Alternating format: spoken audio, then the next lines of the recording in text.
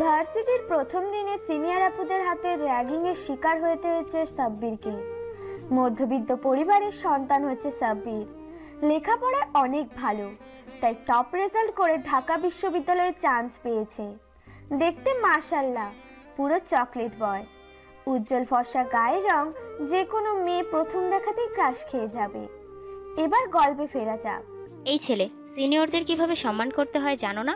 দেখতে তো পুরোই হাবাগোবা, মনে হচ্ছে ভাজা মাছটা উল্টে খেতে জানো না। ভার্সিটিতে প্রথম দিন এসেই সিনিয়রদের সাথে বেয়াদবি করিস? ওদের কথা শুনে সাব্বির নিজের কাঁধের ব্যাগটা ঠিক করতে করতে বলে, আমি আপনাদের কখন অসম্মান করলাম? এই ছেলে আবার মুখে মুখে তর্ক করা হচ্ছে। ভার্সিটির প্রথম দিনে সিনিয়রদের সালাম দিতে হয়, জানিস না তুই? আর এই ভার্সিটিতে থাকতে হলে আমরা যা বলবো সেটাই শুনতে হবে, আর প্রতিদিনই এসে আমাদের আগে সালাম দিতে হবে। ভার্সিটিতে থাকতে হলে আপনাদের কথা শুনে চলতে হবে কেন?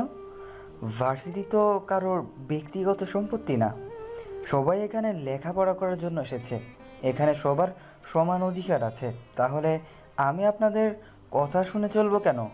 সাব্বিরের কথা শুনে বৃষ্টি ওদের টিমের লিডার মারিয়াকে বলল, দেখেছিস মারিয়া, এই ছেলের কত সাহস, তোর সামনে বেয়াদবি করছে, আর তুই কিছু না বলেই চুপ করে আছিস। এই ছেলেকে শাস্তি দিতে হবে। মারিয়া আক্তার মিহিতা অসম্ভব সুন্দরী একটা মেয়ে, পুরো ভার্সিটির ক্রাশ গার্ল। উজ্জ্বল ফর্সা গায়ের রং, বড়লোক বাবার মেয়ে, কিন্তু প্রচন্ড পরিমাণে বদমেজাজি, তবে মনের দিক থেকে অনেক ভালো। মারিয়া এতক্ষণ বসে বসে বাদাম খাচ্ছিল। বৃষ্টির কথা শুনে হাত ঝেড়ে উঠে দাঁড়ায় আর বলে, এই ছেলে, তুই জানিস তুই কার সাথে কথা বলছিস? কার সাথে কথা বলছি সেটা জানি না, তবে এতটুকু বুঝতে পেরেছি কোনো বড় লোক বাবার বিগড়ে যাওয়া মেয়ের সাথে কথা বলছি। সাব্বিরের কথায় মারিয়া বেশ রেগে যায়, আর রেগে গিয়ে বলে, তোর এত বড় সাহস, তুই আমাকে অপমান করিস? তুই জানিস আমার বাবা এই ভার্সিটির প্রিন্সিপাল। আমি চাইলেই তোকে ভার্সিটি থেকে বের করে দিতে পারি। দেখেন আপু, আমি নিজের যোগ্যতায় এই ভার্সিটিতে এসেছি, কোনো ক্ষমতার জোরে বা ঘুষ দিয়ে নয়। যোগ্যতা থাকলে যে কোনো ভার্সিটিতেই আমি চান্স পাবো। আপনি যেটা বলছেন ওটা আপনার ক্ষমতার অহংকার। এভাবে নিজের ক্ষমতাটাকে অপব্যবহার না করে সেটাকে কোনো ভালো কাজে লাগান। এমন অনেক স্টুডেন্ট আছে যারা জীবনে অনেক কিছু করতে চায়, শুধু সামর্থ্যের অভাবে করতে পারে না। আপনার যদি এতই ক্ষমতা থাকে তাহলে সেই সমস্ত স্টুডেন্টদেরকে ভার্সিটিতে অ্যাডমিশন করিয়ে দিন। আমাদের মতো কিছু মধ্যবিত্ত ছেলেদের ভবিষ্যৎ এমন করে রাগের বসে নিজেদের খেয়াল খুশির জন্য নষ্ট না করে ওই সমস্ত গরিব পরিবারের ছেলেগুলোকে সাহায্য করুন। সাব্বিরের কথায় মারিয়া মুগ্ধ হয়ে ওর দিকে তাকিয়ে রইল। ছেলেটার কথাগুলো শুনে মারিয়ার রাগ কখন পানি হয়ে গেছে সেটা নিজেও সে টের পায়নি। মারিয়া সাব্বিরের কথায় মাঝে এতটাই হারিয়ে গিয়েছে যে কোনো কথাই বলছে না। মারিয়া কিছু বলতে না দেখে পাশ থেকে মারিয়ার বান্ধবী ছায়া বলল, এই ছেলে, তোর এই সমস্ত জ্ঞান তোর কাছে রাখ, তোর সাহস তো কম না। তুই আমাদের মারিয়ার মুখে মুখে কথা বলিস? তোকে তো আমি। কথাটা বলে ছায়া সাব্বিরের দিকে তেড়ে যেতে গেলে মারিয়া ছায়াকে থামিয়ে দিয়ে বলে, আমি কি করব না করব সেটা অবশ্যই তোর কাছ থেকে শিখতে হবে না? সরি আপু, আমি যদি কোনো ভুল বলে থাকি তাহলে আমাকে ক্ষমা করে দিবেন। সাব্বিরের কথা শুনে মারিয়ার বান্ধবীগুলো সব হাসতে থাকে। মারিয়া ওদেরকে থামিয়ে দিয়ে বলে, তোর ভুলের জন্য এখন একটাই শাস্তি, তোকে আমাদের এই 5 জনের সমস্ত অ্যাসাইনমেন্ট করে দিতে হবে। কিন্তু আপু, আমি কেন আপনাদের অ্যাসাইনমেন্ট করতে যাব? আমি আপনাদের অ্যাসাইনমেন্ট কিভাবে করব? এটা কিভাবে সম্ভব? এটা তো অন্যায়। আপনারা শুধু শুধু আমার উপরে অত্যাচার করছেন। তুই যদি আমাদের অ্যাসাইনমেন্ট না করে দিস তাহলে তোকে এই ভার্সিটি থেকে রাস্টিকেট করিয়ে দিব। কিভাবে করবি সেটা তোর ব্যাপার। সম্ভব অসম্ভবের প্রশ্নই আসে না, এটা তোর শাস্তি। আমরা কোনো অত্যাচার করিনি। তুই যে আমাদের সাথে এতক্ষণ বেয়াদবি করলি সেই ভুলের শাস্তি এটা। আর তোর বয়স সীমা মাত্র 24 ঘন্টা। 24 ঘন্টার মধ্যে তোকে সমস্ত অ্যাসাইনমেন্ট কমপ্লিট করে ঠিক এই সময় কালকে আমাদের দিতে হবে। মারিয়ার কথাগুলো শেষ হলে ওর বান্ধবী বৃষ্টি অ্যাসাইনমেন্টের পেপারগুলো নিয়ে সাব্বিরের হাতে দেয়। তারপর ওরা চলে যায়। সাব্বির কি করবে বুঝে উঠতে পারছে না। মাত্র 24 ঘন্টার মধ্যে 5 জনের অ্যাসাইনমেন্ট ও কিভাবে কমপ্লিট করবে, তাও আবার ওর সিনিয়র ব্যাচের, যেগুলো কখনো না দেখেছে না করেছে। সাব্বিরের পেপারগুলো নিয়ে সোজা লাইব্রেরিতে চলে যায়। লাইব্রেরিতে গিয়ে ও মারিয়াদের ব্যাচের বইগুলো খুঁজে বের করে, তারপর এগুলো নিয়ে বাসায় চলে আসে। অন্যদিকে কিরে মারিয়া, তুই শুধু শুধু বেচারাকে আমাদের অ্যাসাইনমেন্ট করতে দিলি কেন? ওইগুলো তো আমরা আগেই কমপ্লিট করে রেখেছি, তাহলে ওকে আবার নতুন করে আমাদের অ্যাসাইনমেন্ট করতে দিলি যে? ফার্স্ট ইয়ারের স্টুডেন্ট সিনিয়র ব্যাচের অ্যাসাইনমেন্ট করতে দিয়েছি 24 ঘন্টার মধ্যে, তাও আবার 5 জনের অ্যাসাইনমেন্ট, যেটা করা অসম্ভব। কিন্তু ও এটা করার আপ্রাণ চেষ্টা করবে, কারণ ওর মতো ফকিনের বাচ্চার কোনো যোগ্যতা নেই এই ভার্সিটিতে থাকার। ও যদি অ্যাসাইনমেন্টগুলো না করে আসে, ওকে এই ভার্সিটি থেকে চলে যেতে হবে। আর এটাই হবে আমার সাথে লাগতে আসার শাস্তি। মারিয়ার সাথে যে লাগতে আসবে, তাকে এর শাস্তি পেতেই হবে। অন্যদিকে সাব্বির ভার্সিটি থেকে ফেরার পর থেকেই অ্যাসাইনমেন্ট করতে উঠে পড়ে লেগে যায়। কি হলো আব্বু, সকালে ঘুম থেকে উঠতে লেট হলো? বলে না কি ভার্সিটিতে চলে গেলে, আবার ভার্সিটিতে গিয়ে ক্লাস না করে চলে এলি, এসেও কিছু না খেয়ে সেই তখন থেকে কী সব করছিস, কি লিখছিস এগুলো তুই? একটু তো খেয়ে নে, দেখ দুপুরে 12টা পার হয়ে গেছে, তুই এখনো কিছুই খাসনি। এভাবে থাকলে তো তুই অসুস্থ হয়ে পড়বি। উফ আম্মু, বিরক্ত করো না তো, আমি অ্যাসাইনমেন্ট করছি, এগুলো খুব জরুরি। কাজটা শেষ করে আমি খেতে আসছি, তুমি যাও। আচ্ছা ঠিক আছে, তাড়াতাড়ি আয়, আমি গেলাম। পরের দিন ভার্সিটিতে মারিয়া ওর লেডি গ্যাং নিয়ে অপেক্ষা করছে। কি রে, ওই ছোট্ট বাচ্চাটা এখনো তো এলো না তো? বৃষ্টির কথায় বিরক্ত হয়ে ছায়া বলল, উফ গাধি, তোর বিরক্তকর কথা বন্ধ করবি? হোয়াট দ্য কথা? বাচ্চা? এই বাচ্চাটা আবার কে? কেন, বাচ্চাটাকে বুঝতে পারছিস না? আরে কালকে ওই ছেলেটা যাকে আমরা অ্যাসাইনমেন্ট করতে দিয়েছিলাম, কালকে ওর সাথেই তো এত ঝগড়া করলি, কিন্তু নামটাই তো কেউ জিজ্ঞাসা করলি না। ওর তো এখন অ্যাসাইনমেন্ট দেওয়ার কথা, কিন্তু এখনো এলো না। সেই জন্যই বলছি বাচ্চাটা এখনো এলো না যে। হ্যাঁ, আসলেই তো বাচ্চাটা। ছায়া কথাটা শেষ করার আগে সাব্বির ওদের সামনে এসে অ্যাসাইনমেন্টগুলো এগিয়ে দিয়ে বলল, আসসালামু আলাইকুম আপুরা, এই নিন আপনাদের অ্যাসাইনমেন্ট। সাব্বিরের কথায় ওরা 5 জন অবাক হয়ে যায়। আর ছায়া বলে, এই ছেলে 24 ঘন্টার মধ্যে সিনিয়র ব্যাচের অ্যাসাইনমেন্ট করা অসম্ভব, তাহলে তুই কিভাবে করলি? নিশ্চয়ই ভুলভাল লিখে নিয়ে এসেছিস।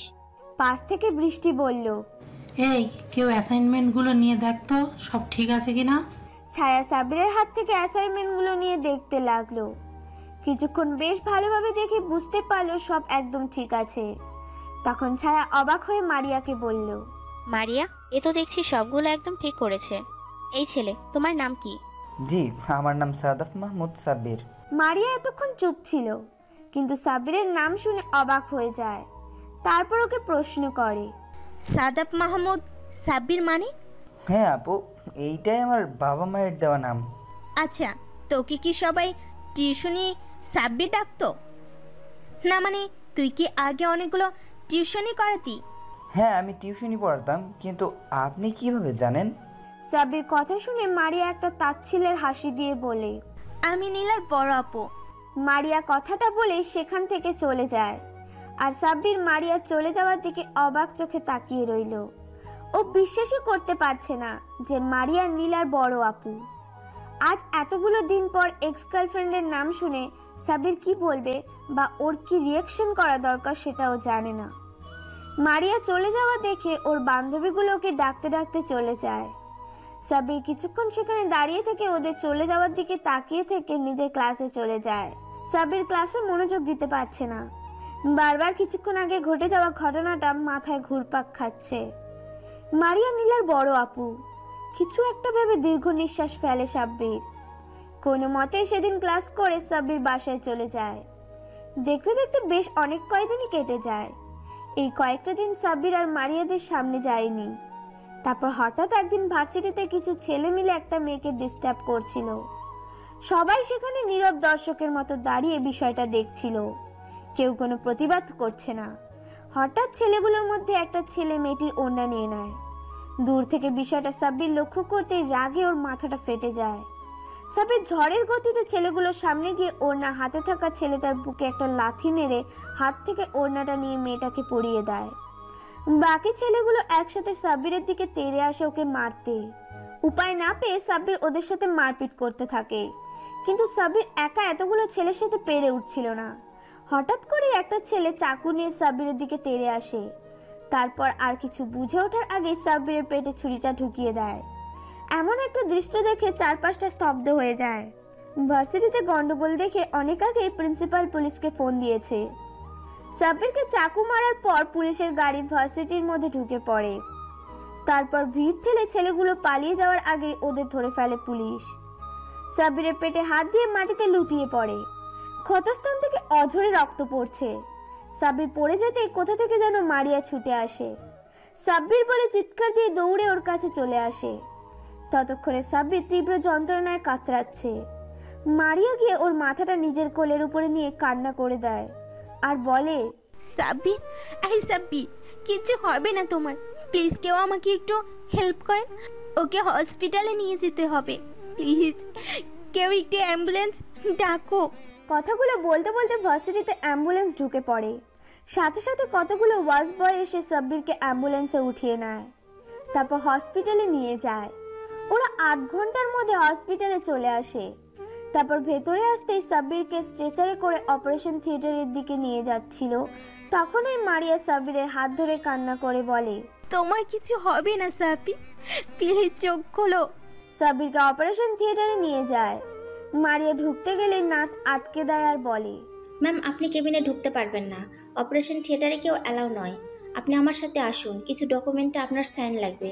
নার্সের কথাতে মারিয়া নির্দ্বিধায় রিসেপশনে চলে যায় আর কিছু পেপার নিয়ে মারিয়ার সামনে দেয়। ম্যাম এখানে একটা সাইন করে দিন, আপনার সাইন ছাড়া আমরা ট্রিটমেন্ট শুরু করতে পারবো না। কিন্তু এগুলো কিসের পেপার? দেখুন ম্যাম, আপনার হাজব্যান্ডের অবস্থা ভালো নয়, তাই এই এগ্রিমেন্ট পেপারে আপনাকে সাইন করতে হবে। ট্রিটমেন্ট চলাকালীন সময় আপনার হাজব্যান্ডের কিছু হয়ে গেলে হসপিটাল কর্তৃপক্ষ দায়ী থাকবে না। ম্যাম তাড়াতাড়ি সাইনটা করুন, ওনার অবস্থা খুবই খারাপ, লেট করা ঠিক হবে না। নার্সের মুখে হাজবেন্ড কথাটা শুনে মারিয়া অবাক হয়ে গেছে। তাও কিছু না ভেবে পেপারে সাইন করে দিয়ে আবার দৌড়ে অপারেশন থিয়েটারের সামনে চলে যায়। মারিয়া হাউমাউ করে কান্না করছে। এর মাঝে মারিয়ার বান্ধবীরা চলে আসে। মারিয়াকে কান্না করতে দেখে ছায়া বলে, মারিয়া দোস্ত প্লিজ কান্না করিস না, দেখ সাব্বিরের কিচ্ছু হবে না। এবার সাব্বিরের আব্বু আম্মু কান্না করতে করতে হসপিটালে আসেন। ওদের সামনে এসে সাব্বিরের আম্মু কান্না করে মারিয়ার কাছে প্রশ্ন করে, সাব্বির, আমার সাব্বিরের কি হয়েছে? সাবিরের আম্মু, তুমি কান্নাকাটি করো না, আমাদের ছেলে কিচ্ছু হবে না। আমার ছেলে এতটা দুর্বল না যে সামান্য একটু আঘাতে হেরে যাবে। তুমি এভাবে কান্না করলে অসুস্থ হয়ে পড়বে। পরে তোমার ছেলে যদি দেখে তার জন্য কান্না করে তুমি অসুস্থ হয়ে পড়েছ, তাহলে ছেলেটা অনেক কষ্ট পাবে। তুমি কান্নাকাটি বন্ধ করো। সাব্বিরের আব্বুর কথাতে সাব্বিরের আম্মুর কান্না বন্ধ করার বৃথা চেষ্টা করে। সাব্বিরের আব্বু এতক্ষণ মারিয়াকে খেয়াল করেনি। ওদেরকে দেখে সাব্বিরের আব্বু প্রশ্ন করে, আচ্ছা মামনিরা, তোমরা কি সাবিরের ফ্রেন্ড? সাব্বিরের আব্বুর কথা শুনে মারিয়া বলে, জি আঙ্কেল, আমরা সাব্বিরের ফ্রেন্ড। আচ্ছা তোমরা বলতে পারবে আমার ছেলের এই অবস্থা হলো কি করে? মন্ত্রীর ছেলে আকাশ ভার্সিটিতে একটা মেয়েকে টিচ করেছিল, অসভ্যতামি করেছিল, কেউ একটু প্রতিবাদও করেনি। সাব্বির ওখানে গিয়ে মেয়েটাকে প্রোটেক্ট করে, ওদের সাথে মারপিট করে। তখন ওদের মধ্যে থেকে একটা ছেলে সাব্বিরের পেটে চাকু ঢুকিয়ে দেয়। কোনো কিছু বোঝার আগেই সাব্বির মাটিতে লুটিয়ে পড়ে। কথাটা বলা শেষ হতে সাব্বিরের আম্মু আবারও কান্না শুরু করে দেয়। তখন মারিয়া সাব্বিরের আম্মুর কাছে গিয়ে সান্ত্বনা দিয়ে বলে, আন্টি, আপনি কান্না করবেন না প্লিজ। আপনি কান্না করলে অসুস্থ হয়ে পড়বেন। দেখবেন আপনার ছেলের কিচ্ছু হবে না, ওর কিচ্ছু হতেই পারে না। আল্লাহর কাছে দোয়া করুন, আল্লাহ সব ঠিক করে দিবে। এরই মাঝে অপারেশন থিয়েটার থেকে একটা নার্স বেরিয়ে এসে বলে, এখানে পেশেন্টের বাসার লোক কে আছেন? নার্সের কথাতে সবাই নার্সের সামনে আসে। সাব্বিরের আম্মু অস্থির হয়ে নার্সকে জিজ্ঞাসা করে, আমার সাব্বিরের কিছু হয়নি তো? ও ঠিক হয়ে গেছে তো? অসুস্থ হয়ে গেছে তাই না? আমাকে একটাবার আমার কলেজার টুকরোর কাছে যেতে দিন প্লিজ, আমি আমার সাব্বিরের কাছে যাব। ম্যাম আপনি শান্ত হন, পেশেন্টের অবস্থা খুবই খারাপ, ইমিডিয়েটলি ও পজিটিভ ব্লাডের প্রয়োজন। আমাদের ব্লাড ব্যাংকে এখন ও পজিটিভ ব্লাড নেই। আপনারা জলদি ব্লাডের ব্যবস্থা করেন প্লিজ। নার্সের কথা শুনে সাব্বিরের আব্বু বলল। আমার রক্ত পজিটিভ, কিন্তু আমার সুগার আছে। এসব কথার মাঝে সাব্বিরের আম্মু অস্থির হয়ে বলে, আমার রক্ত নিন, যত রক্ত লাগে নিয়ে নিন, তবুও আমার সাব্বিরকে আমার কাছে ফিরিয়ে দিন। তারপরে আম্মু, তুমি কান্না থামাও, আমাদের ছেলে কিচ্ছু হবে না। তুমি ওকে কী করে রক্ত দেবে? তোমার রক্তের সাথে তো রক্তের মিল নেই। দেখুন, এসব বললে তো হবে না। রক্ত না পেলে পেশেন্টকে বাঁচানো যাবে না। ওদের কথা শেষ হতেই মারিয়া বলে, নার্স, আমার রক্তের গ্রুপও ও পজিটিভ। আমার সব কিছু নর্মাল। যত রক্ত লাগে আমার শরীর থেকে নিন। মারিয়ার কথা শুনে নার্স বলে। আপনি তাড়াতাড়ি ভিতরে আসুন। নার্স মারিয়াকে নিয়ে ভেতরে চলে যায়। শরীর থেকে 2 ব্যাগ রক্ত নেওয়া হয়। রক্ত দেওয়া শেষে মারিয়া দাঁড়ানোর চেষ্টা করলে মাথা ঘুরে পড়ে যেতে নেয়। তখন নার্স ওকে ধরে শুইয়ে দিয়ে বলে, আরে আরে, আপনি উঠছেন কেন? শুয়ে কিছুক্ষণ রেস্ট নিন। নার্স বেরিয়ে গেলে সাব্বিরের আব্বু আম্মু মারিয়ার কেবিনে ঢোকে। আম্মু মারিয়ার সামনে বসে ওর একটা হাত 2 হাতের মুঠোয় নিয়ে বলে, তুমি আজকে আমার ছেলের জন্য যা করলে, এই ঋণ আমি কখনো শোধ করতে পারবো না মা। ছিছি আন্টি, কি বলছেন এগুলো? এটা আমার কর্তব্য, এভাবে বলবেন না। তোমার জন্য আজকে আমি আমার ছেলেটাকে ফিরে পেয়েছি। তোমার এই ঋণ আমি কিভাবে যে শোধ করব? এমা আন্টি, কি বলছেন এগুলো? আমার কিচ্ছু প্রয়োজন নেই। সাব্বির এখন সুস্থ আছে, তাতেই আমি খুশি। তুমি অনেক লক্ষ্মী একটা মেয়ে। তোমার কখনো যদি মনে কখনো এই মায়ের থেকে কোনো কিছুর প্রয়োজন হয়, তাহলে তুমি আমাকে অবশ্যই বলবে। আচ্ছা আন্টি। ওদের কথা শেষ হতে সাব্বিরের আব্বু মারিয়ার মাথার উপরে হাত রেখে বলে, দোয়া করি মা, তুমি অনেক সুখী হও। সাব্বিরের আব্বুর কথায় মারিয়া মুচকি একটা হাসি দেয়। ওরা আরো কিছুক্ষণ কথা বলে। এর মাঝে নার্স এসে বলে যে সাব্বিরের জ্ঞান ফিরেছে। কথাটা শোনার সাথে সাথেই মারিয়া ছুটে কেবিন থেকে বেরিয়ে সাব্বিরের কেবিনে চলে যায়। মারিয়াকে এভাবে ছুটে যাওয়া দেখে সাব্বিরের আম্মু আব্বু অবাক হয়ে তাকিয়ে থাকে, কিন্তু বিষয়টা নিয়ে খুব একটা ভাবে না। তারপর ওরা সবাই সাব্বিরের কেবিনে যায়। দেখে ও মিটমিট করে তাকাচ্ছে। মারিয়া গিয়ে সাব্বিরের পাশে বসে ওর একটা হাত হাতের মধ্যে নিয়ে বলে, এই, তোমার এখন কেমন লাগছে? সাব্বির চোখ খুলে মারিয়াকে পাশে দেখে অবাক হয়ে যায়। পরক্ষণে আবারও চারপাশে তাকিয়ে দেখে মারিয়ার বান্ধবীরা সহ ওর আব্বু আম্মুও সেখানে দাঁড়িয়ে আছে। সাব্বির আব্বু আম্মুর দিকে তাকাতে ওরা কাছে এসে দাঁড়ায়। সাব্বিরের আম্মু সাব্বিরের অন্য হাত ধরে কান্না করে দেয় আর বলে, তোকে কতবার বলেছি এইসব মারপিট আর ঝামেলার মধ্যে জড়াবি না। তুই কখনো আমার কথা শুনবি না, সব সময় মারপিটের ভিতরেই থাকবি। আজকে যদি তোর কিছু একটা হয়ে যেত, তাহলে আমাদের কি হতো? আমরা কি নিয়ে বাঁচতাম? তুই ছাড়া আমাদের আর কি আছে বল? আজকে যদি এই মেয়েটা না থাকতো, তোকে আমি কখনোই ফিরে পেতাম না। সাব্বির তার আম্মুর কথা শুনে মারিয়ার দিকে তাকায় আর প্রশ্ন করে, আম্মু কি বলছো তুমি এগুলো? আমি তো কিছুই বুঝতে পারছি না। উনি আমাকে বাঁচিয়েছে মানে? এই মেয়েটাই তোকে হাসপাতালে এনেছে, আবার 2 ব্যাগ রক্তও দিয়ে আজকে তোকে বাঁচিয়েছে। ওই তো তোকে হাসপাতালে নিয়ে এসেছে। আজকে যদি ও না থাকতো, তাহলে কি যে হতো ভাবাই যাচ্ছে না। এটা ভাবতেও আমার অন্তরাত্মা কেঁপে উঠছে। এরপর থেকে তুই কখনো যদি মারপিট করিস, তাহলে আমাকে আর কখনোই আম্মু বলে ডাকবি না। তুই আজকে আমাকে কথা দে, তুই আর কখনো মারপিটের ভিতরে যাবি না। ওর আম্মুর কথা শুনে মারিয়ার দিকে তাকায় আর ওর আম্মুকে উত্তর দেয়, আম্মু, আমি কথা দিলাম আর কখনো মারামারির ভেতরে যাব না। ওদের কথা শেষ হতে মারিয়া সাব্বিরের আম্মুকে বলে, আন্টি, আপনি সাব্বিরের কাছে থাকেন, আমি বাসায় গেলাম। বাসায় ফিরতে লেট হলে আব্বু আম্মু অনেক টেনশন করবে। আচ্ছা মা, তুমি যাও। আর হ্যাঁ, কখনো যদি কিছু সাহায্যের প্রয়োজন হয়, তাহলে তুমি অবশ্যই আমাকে বলবে। সাব্বিরের আম্মুর কথায় পরিবর্তে মারিয়া মুচকি একটা হাসি দেয়। তারপর চলে যাওয়ার সময় মারিয়ার বান্ধবীগুলো সবাই সাব্বিরের সাথে কথা বলে যায়। সবাই চলে যেতেই সাব্বির কিছু একটা ভেবে মুচকি একটা হাসি দেয়। আব্বু আম্মু ওকে এমন করে হাসতে দেখে ভ্রু কুঁচকে জিজ্ঞেস করে, কি হলো আব্বু, তুই হাসছিস কেন? না না, কিছু না তো, এমনি। আচ্ছা আব্বু, একটা কথা জিজ্ঞাসা করব? আম্মু, তুমি আমাকে কিছু জিজ্ঞেস করবে, তার জন্য পারমিশন নিতে হবে? তুমি নিশ্চিন্তে আমাকে বলো কি বলতে চাও। আপু তুই কি মেয়েটাকে ভালোবাসিস? আম্মুর মুখে এরকম কথা শুনে সাব্বির অবাক হয়ে তার আম্মুর দিকে তাকিয়ে বলে, আম্মু কিসব বলছো? তোমার মাথা ঠিক আছে? ওই মেয়েটা আমাদের ভার্সিটির সিনিয়র, আমার থেকে 2 বছর সিনিয়র হবে। আমার ওর সাথে তেমনভাবে কোনো পরিচয়ও নেই, তাহলে সম্পর্ক হবে কিভাবে?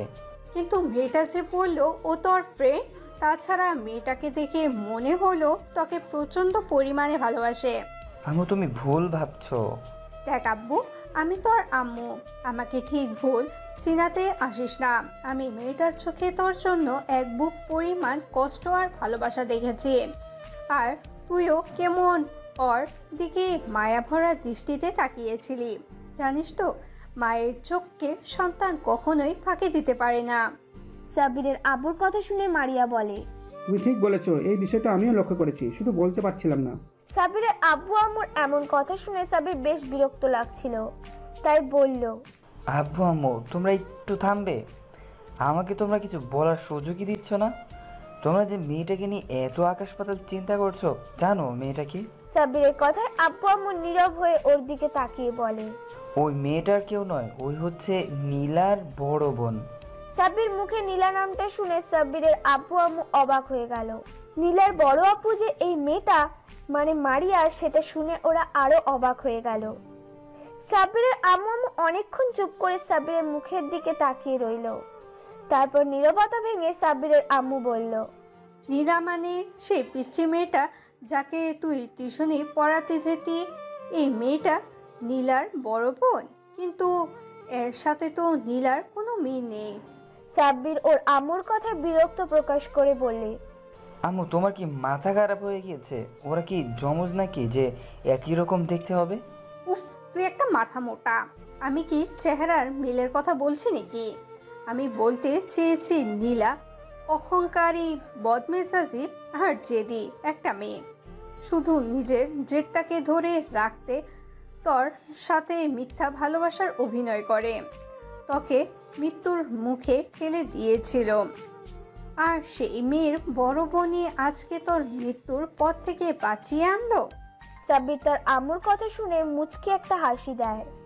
পরক্ষণে আবার ওর আম্মুর মুখে এমন কিছু শুনে যা শোনার জন্য ও মোটেও প্রস্তুত ছিল না। তবে যাই বলো না কেন সাব্বিরের আব্বু, মেয়েটাকে কিন্তু আমাদের সাব্বিরের সাথে খুব সুন্দর মানাবে। যদিও সাব্বিরের থেকে 1-2 বছরের সিনিয়র, তাতে কি মেয়েটাকে আমার বেশ পছন্দ হয়েছে। অহংকারী নীলার থেকে তো ভালোই। আচ্ছা ঠিক আছে, অনেক কথা বলা হয়েছে, ছেলেটার উপর এত বড় একটা ঝড় গেল, এখন আর কথা না বলে ওকে রেস্ট নিতে দাও, আর তুমি বাইরে চলো।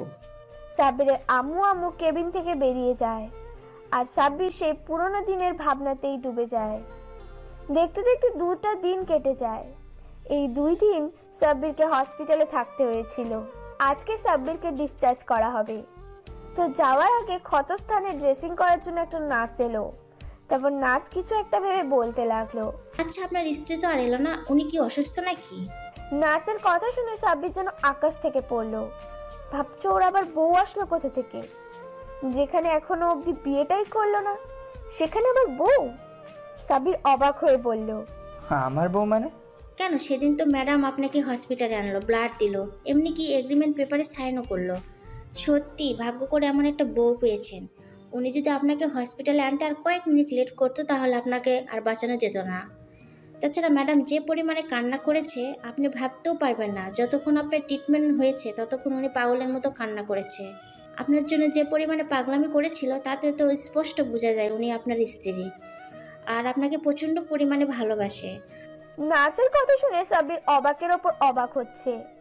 ভাবতেই পারছে না ওর ওই এক্স গার্লফ্রেন্ডের বড় বোন নাকি ওর জন্য কান্না করেছে, এমনকি ওর জন্য এত কিছু করেছে। সাব্বিরের মনে এখন একটা প্রশ্নই ঘুরপাক খাচ্ছে, আর সেটা মারিয়া ওর জন্য এত কিছু কেন করছে? তাহলে কি আম্মু যেটা বললো সেটাই সত্যি? কিন্তু সেটা কিভাবে সম্ভব? সাব্বির বারবার নিজের মনকে প্রশ্ন করছে।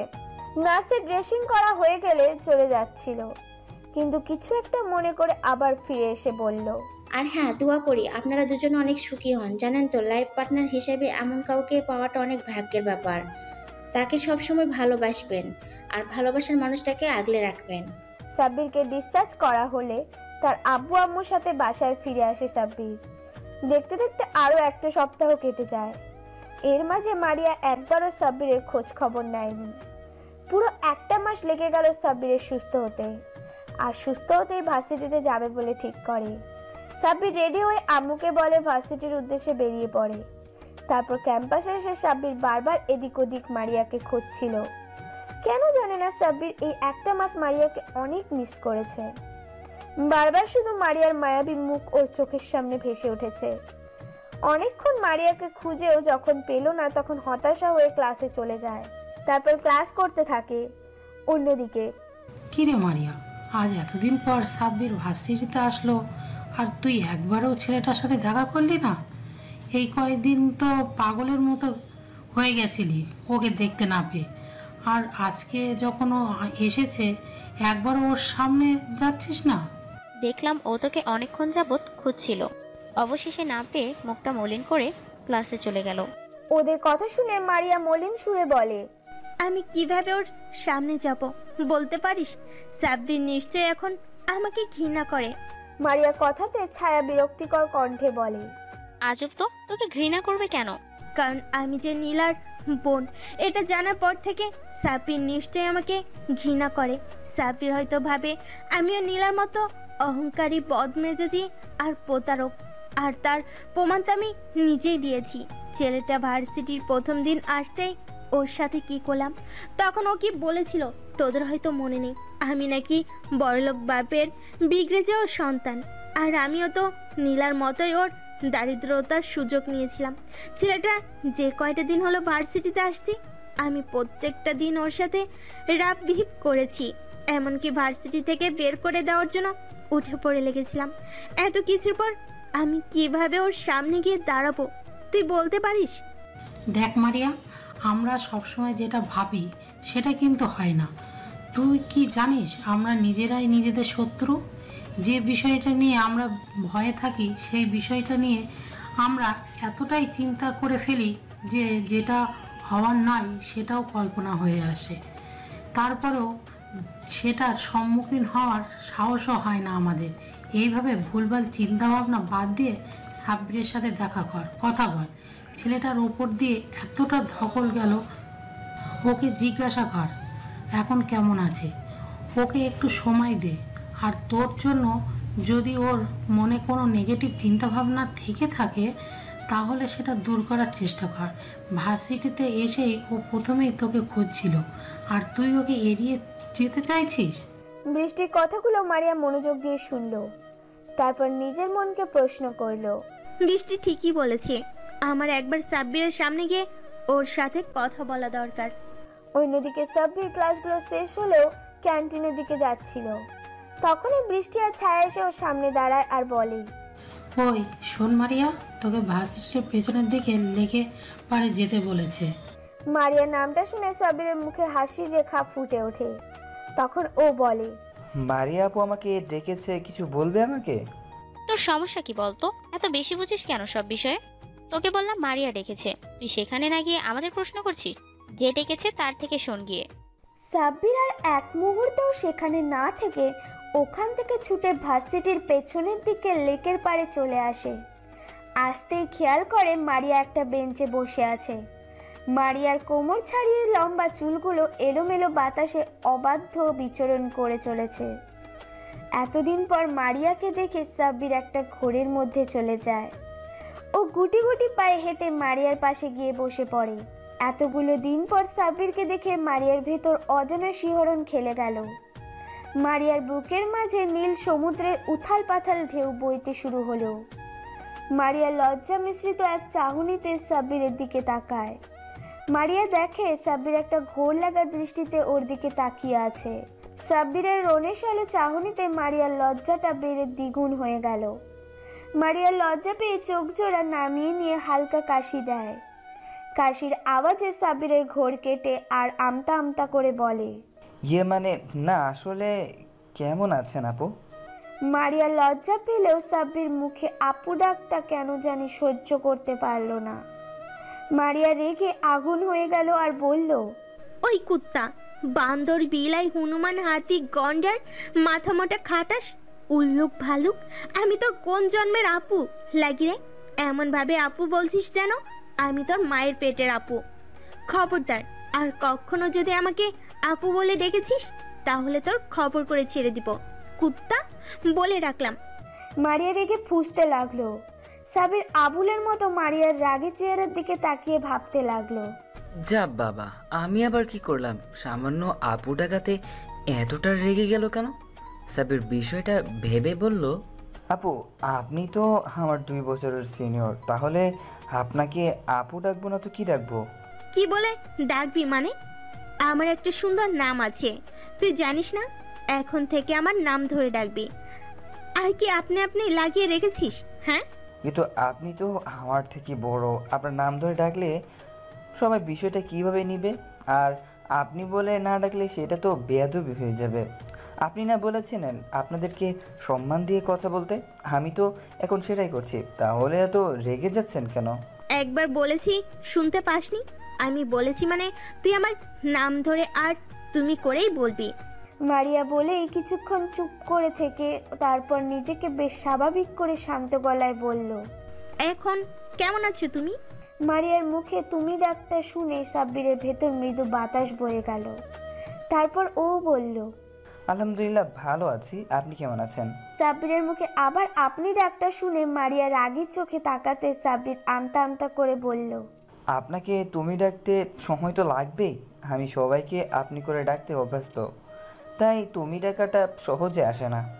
সাব্বির ভয়ার্ত চেহারা দেখে মারিয়া একটু মুচকি হাসে। তখন ও জিজ্ঞেস করে, আচ্ছা, তোমাকে একটা কথা বলবো, যদি কিছু মনে না করো। কি কথা বলো? আর কিছু মনে করার কি আছে? আমি তোমার কোনো কথাতেই কিছু মনে করব না, তুমি নির্দ্বিধায় বলো। সাব্বির স্বস্তির নিঃশ্বাস ছেড়ে মুচকি একটা হাসি দিয়ে বলে, তুমি তো নীলার বড় বোন, অথচ নীলার স্বভাবের সাথে তোমার কোনো মিলই নেই। দুজনে 2 সমুদ্রের উল্টো পিঠ। তুমি এতটা আলাদা কেন? এই প্রশ্নটা আমার মনে বারবার ঘুরপাক খাচ্ছে। সাব্বিরের কথা শুনে মারিয়া ফিক করে হেসে ফেলে। তারপর বলে, এর জন্য তুমি এত ভয় পাচ্ছিলে? তবে হ্যাঁ, তুমি কথাটা ঠিকই বলেছ, আমি আর নীলা দুজনেই 2 রকম। নীলার সাথে আমার কোনো মিল নেই। নীলা অতিরিক্ত অহংকার করত, ওর এই অহংকার আর জেদের জন্যই হয়তো ওকে শাস্তি পেতে হয়েছে। মারিয়া কথা শুনে সাব্বির অবাক হয়ে বলে, শাস্তি পেয়েছে মানে কি বলছো তুমি? আমি তো কিছুই বুঝতে পারছি না। নীলা তোমার সাথে যেটা করেছে ঠিক একইভাবে আরও অনেক ছেলের সাথেই এরকম করেছে, কিন্তু ওই যে কথায় আছে না, পাপের খরা পূর্ণ হয়ে গেলে পাপের শাস্তি হবে। নীলা এমন কাজে অনেক ছেলেই ওর উপর ক্ষিপ্ত ছিল। তারপর যখন ও মন্ত্রীর ছেলে আকাশের একটা ফ্রেন্ডের সাথে ঠিক একইভাবে প্রেমের অভিনয় করে, তখন আকাশ অনেক ক্ষিপ্ত হয়ে যায়। তারপর একদিন নীলাকে জোর করে তুলে নিয়ে গিয়ে ধর্ষণ করে মেরে ফেলে। মারিয়া এমন কথা শুনে সাব্বিরের পুরো পৃথিবী যেন থমকে গেছে। ও বিশ্বাসই করতে পারছে না নীলা আর নেই। আপনাদের সবার মনে হয়তো প্রশ্ন থাকতে পারে, সাব্বিরের সাথে কি এমন করেছিল নীলা? আসুন তবে আপনাদের সব ঘটনাটা খুলে বলি। সাব্বির মধ্যবিত্ত পরিবারের ছেলে। সাব্বিরের আব্বু হঠাৎ অসুস্থ হয়ে পড়ায় সেই মুহূর্তে সাব্বিরকে পরিবারের হাল ধরতে হয়েছিল। নীলা ছিল সাব্বিরের প্রথম ছাত্রী। সাব্বির প্রথম থেকেই নীলাকে অনেক স্নেহ করত, কিন্তু নীলার কাছে সেগুলো বিরক্ত লাগতো। তারপরে নীলার আব্বু আম্মু সাব্বিরের প্রতি অতিরিক্ত কেয়ার আর ভালো মানসিকতা দেখে নীলার রাগে, হিংসায় আর জেদের জন্য সাব্বিরের সাথে ভালোবাসার নাটক করে। সাব্বির যখন ওর প্রেমের প্রস্তাবে রাজি হচ্ছিল না, তখন নীলা সুসাইডের নাটক করেছিল। ফলস্বরূপ সাব্বিরকে বাধ্য হয়ে রাজি হতে হয়েছিল। তারপর সাব্বির ওদের সম্পর্কটা নিয়ে খুব দ্বিধায় ছিল, কারণ নীলা খুবই ছোট ড্রেস পরতো আর নাইট ক্লাবে গিয়ে অন্য ছেলেদের সাথে পার্টি করতো, ড্রিঙ্কস করতো। এক কথায় নীলার একরকম চলাফেরা সাব্বিরের মোটেও পছন্দ ছিল না। কিন্তু সাব্বিরের মানা করলে নীলা ওকে অনেক কথা শুনিয়ে দিত। তারপর একদিন রাতে সাব্বির টিউশন শেষ করে বাসায় ফেরার পথে দেখে একটা গাড়ির মধ্যে একটা মেয়ে আর একটা ছেলে অন্তরঙ্গ অবস্থায় আছে। সাব্বির দেখেও এড়িয়ে যাচ্ছিল, ঠিক সেই সময় গাড়ির ভেতর থেকে মেয়েটার খুবই বিশ্রী একটা আওয়াজ শুনতে পায়। সাব্বির কেন জানি ভয়েসটা খুব চেনা চেনা লাগছিল। তখনও গাড়ির জানলার কাছে গিয়ে দেখে নীলা একটা ছেলেকে কিস করছে। এসব দেখে সাব্বিরের মাথায় যেন আকাশ ভেঙে পড়ল। সাব্বির বিশ্বাসই করতে পারছিল না যে নীলা এরকম করবে ওর সাথে। নীলা খুব বাজেভাবে চলাফেরা করলেও এইটুকু সাব্বিরের বিশ্বাস ছিল যে ও কখনো এমন কাজ করতে পারবে না। কিন্তু সেদিন থেকে ওরম অবস্থা থেকে সাব্বির বলার ভাষা হারিয়ে ফেলেছিল। তারপর সাব্বির গাড়ির দরজায় টোকা দিতেই নীলা ছেলেটাকে ছেড়ে দিয়ে গাড়ির জানলা নামিয়ে দেখে সাব্বির দাঁড়িয়ে আছে। নীলা ড্রিঙ্কস করে পুরো মাতাল হয়ে আছে, ওর কোনো হুঁশই নেই, ও কি করছে জানে না। সাব্বিরকে দেখে নীলা মাতাল অবস্থায় বলে, এই ফকিন্নির বাচ্চা, ছোট লোকের বাচ্চা, তুই এখানে কি করিস? চলে যা এখান থেকে। আমি আমার বেবির সাথে রোম্যান্স করছি, দেখতে পাচ্ছিস না? ছোট লোকের বাচ্চা কোথাকার। নীলার মুখে এমন কথা শুনে আর চোখের সামনে এসব দৃশ্য দেখে সাব্বির আর নিজেকে কন্ট্রোল করতে পারে না। সাব্বিরের চোখ দিয়ে দুফোঁটা পানি গড়িয়ে পড়ে। সাব্বিরের চোখের কোণে জমে থাকা পানিটা মুছে নিয়ে চলে যায় আর নীলা ওকে বকা দিতে থাকে। ওই ঘটনার পর বেশ কয়েকটা দিন কেটে যায়। সাব্বির আর নীলার সাথে দেখা করেনি আর ওকে টিউশনও পড়াতে যায়নি। সাব্বির যোগাযোগ করছে না দেখে নীলার মধ্যে কোনো চিন্তা ভাবনা নেই। নীলার আম্মু প্রতিদিনই সাব্বিরের খোঁজ করে, সাব্বির কেন টিউশন করাতে আসছে না। নীলার আম্মু সাব্বিরকে ফোন দিয়ে টিউশনি পড়াতে আসার জন্য অনেক রিকোয়েস্ট করে, আর সেই মুহূর্তে সাব্বিরের টাকার প্রয়োজন ছিল সাব্বিরের আব্বুর ট্রিটমেন্টের জন্য। সাব্বির বাধ্য হয়ে নীলাদের বাসায় যায়। সাব্বির নীলার আম্মুর সাথে বেশ কিছুক্ষণ কুশল বিনিময় করে নীলাকে পড়ানোর জন্য রুমে যায়। নীলার রুমে আসতেই ও ভদ্র মেয়ের মতো পড়তে বসে। পড়া শেষ হতেই যখনই সাব্বির চলে আসতে যাবে তখনই নীলা পেছন থেকে সাব্বিরের হাত ধরে আর বলে, কি হলো, তুমি চলে যাচ্ছ কেন? আর তুমি এই কদিন আমার সাথে কথা বলনি কেন? আমার খোঁজ নাওনি কেন বেবি? নীলার মুখে এই সমস্ত কথা শুনে সাব্বির তাচ্ছিলের একটা হাসি দিয়ে বলে, আমি বামন হয়ে চাঁদ ধরতে পারি না, তাই এই সম্পর্কটা আমার পক্ষে রাখা সম্ভব না। তাছাড়া তোমার তো প্রেমিকের অভাব নেই, তোমার শরীরের খিদে মেটানোর জন্য অনেকেই আছে, সেটা আমি সেদিন নিজের চোখেই দেখেছি। সেদিন গাড়িতে ওই ছেলের সাথে থাক, আর কোনো কথা বলতে চাই না, ভালো থাকবে তুমি। সাব্বিরের এরম কথা শুনে নীলা বেশ বুঝতে পারে ও সবটা সাব্বির জেনে গেছে। তারপরও নীলার রাগ হচ্ছে, ওর মতো 2 টাকার একটা ফকিন্নির বাচ্চা ওকে তেজ দেখিয়ে কথা বলছে, ওকে রিজেক্ট করছে। বিষয়টা নীলা কিছুতেই মেনে নিতে পারে না, তাই বলতে লাগলো, এই তোর কত বড় সাহস, তুই এই নীলাকে রিজেক্ট করছিস? এরপর যেটা হবে এর জন্য তুই দায়ী থাকবি। নীলার কথা শুনে সাব্বির বলে, আপনি তো আমার অনেক বড় উপকার করেছেন, এরপর থেকে হয়তো দ্বিতীয়বার আর কাউকে বিশ্বাস করতে পারবো না। আমার ভাগ্যে যেটা আছে সেটাই হবে। আপনাদের সামান্য কথায় আমার কিচ্ছু যায় আসে না। ভালো থাকবেন আর ধন্যবাদ সব কিছুর জন্য। সাব্বির বাসা থেকে বেরিয়ে পড়ে আর যাওয়ার আগে নীলার আম্মুকে বলে ও আজ থেকে আর নীলাকে পড়াতে আসবে না। নীলার আম্মু বারবার ওকে জিজ্ঞেস করলেও সাব্বির কিছু না বলেই চলে যায়। তারপর 2-3 দিন পর সাব্বির টিউশনি পড়িয়ে বাসায় আসছিল। ঠিক সেই মুহূর্তে একটা মেয়ে সাব্বিরের সামনে এসে বলে, ভাইয়া প্লিজ হেল্প করেন ভাইয়া, আমার বান্ধবীকে কিছু ছেলে তুলে নিয়ে গেছে। মেয়েটির কথা শুনে সাব্বির বলে, ভয় পেও না আপু, আমি হেল্প করব তোমাকে। ওরা কোন দিকে নিয়ে গিয়েছে আমাকে বলো। কথাগুলো বলে মেয়েটি সাব্বিরকে নিয়ে একটা পুরনো গোডাউনের দিকে নিয়ে যায়। তারপর সেখানে যেতে সাব্বির অবাক হয়ে যায়, কারণ গোডাউনের ভেতরে কেউ ছিল না। ভেতরে আসতেই মেয়েটা খুব বিশ্রীভাবে হাসতে থাকে। কি হলো আপু, তুমি এভাবে হাসছো কেন? এখানে তো কেউ নেই। আর তুমি না বললে তোমার বান্ধবীকে কারা যেন এখানে নিয়ে আসছে? তাহলে তুমি আমাকে মিথ্যা বলে এখানে নিয়ে আসলে কেন? খেলা তো এবার শুরু হবে মেরি জান। কথাগুলো বলে মেয়েটা নিজের জামাটা ছিঁড়তে থাকে আর চিৎকার করে মানুষজন ডাকতে থাকে। মেয়েটার এমন চিৎকার শুনে সাথে সাথে কিছু লোকজন এসে সেখানে উপস্থিত হয়। তারপর মেয়েটার এই অবস্থা থেকে সবাই ভাবে সাব্বির হয়তো মেয়েটাকে ধর্ষণ করেছিল, তাই লোকগুলো সাব্বিরকে এলোপাথারি মারতে শুরু করে। ওদের মাঝে একটা লোক পুলিশকে ফোন করে সাব্বিরকে পুলিশে দেয়। আর সবটাই নীলা প্ল্যান ছিল, আর ভাগ্যটা সেদিন সাব্বিরের সাথে ছিল। ওই থানার ওসি সাব্বিরের আব্বুর বন্ধু ছিল। উনি সাব্বিরকে খুব ভালোভাবেই চিনত। সাব্বির এরম কোনো কাজ করতে পারে না সেটা ওসি জানতো, তাই উনি সবটা খোঁজ খবর নিয়ে বুঝতে পারে সবটা একটা প্ল্যান ছিল। আর যেখানে এই ঘটনাটা ঘটায় সেই এরিয়ার সিসিটিভি ক্যামেরায় সব ধরা পড়ে যায়। তখন সাব্বিরকে ওসি ছেড়ে দেয়। সাব্বিরের আব্বু আম্মু এতটাই ভয় পেয়ে গিয়েছিল যে সেই দিন সাব্বিরকে নিয়ে এলাকা ছেড়ে চলে যায়। তারপর আর কি বাকিটুকু তো আপনারা জেনেই গেছেন। নীলা নিজের পাপের শাস্তি পেয়েছে। অন্যদিকে সাব্বির খুব কষ্ট করে আর পরিশ্রম করে অনেক ভালো রেজাল্ট করে এই ভার্সিটিতে চান্স পায়, তাই ওকে আবারও ঢাকাতে ফিরে আসতে হয়েছে। সাব্বির কখনো ভাবেনি যে এখানে এসে নীলার সম্পর্ক এরকম কথা শুনতে হবে। তো বর্তমানে ফেরা যাক। সাব্বির মারিয়ার মুখোমুখি বসে আছে। ও কি বলবে ভেবে পাচ্ছে না। হঠাৎ মারিয়া বলতে আরম্ভ করে, আর তুমি সেই সাব্বির যার সাথে আমার বোন এরকম করেছিল। এটা জানার পর থেকে লজ্জার জন্য আমি তোমার সামনে আসতে পারিনি। আমি আমার বোনের কাজের জন্য আমি তোমার কাছে ক্ষমা চাচ্ছি। নীলা যেটা করেছে তোমার সাথে সেটা হয়তো ক্ষমার অযোগ্য। এমনকি সেদিন হসপিটালেও এর জন্য তোমার সামনে যেতে পারিনি। আরে না না, তোমাকে মাফ চাইতে হবে না। তোমার আর তোমার বোনের মধ্যে আকাশ পাতাল তফাৎ। তোমার বোনের থেকে আমি প্রথম থেকেই দূরে দূরে থাকতাম, কারণ ওকে আমার কখনোই পছন্দ ছিল না। শুধু ওর জেদের কাছে হার মেনে ওর সাথে রিলেশনে যেতে হয়েছিল। থাক, সেগুলো পুরনো অতীত। ওসব কথা আর না তোলাই ভালো। তবে তুমি কি আমাকে ক্ষমা করে দিয়েছো তো? আরে ক্ষমা করার প্রশ্নই ওঠে না।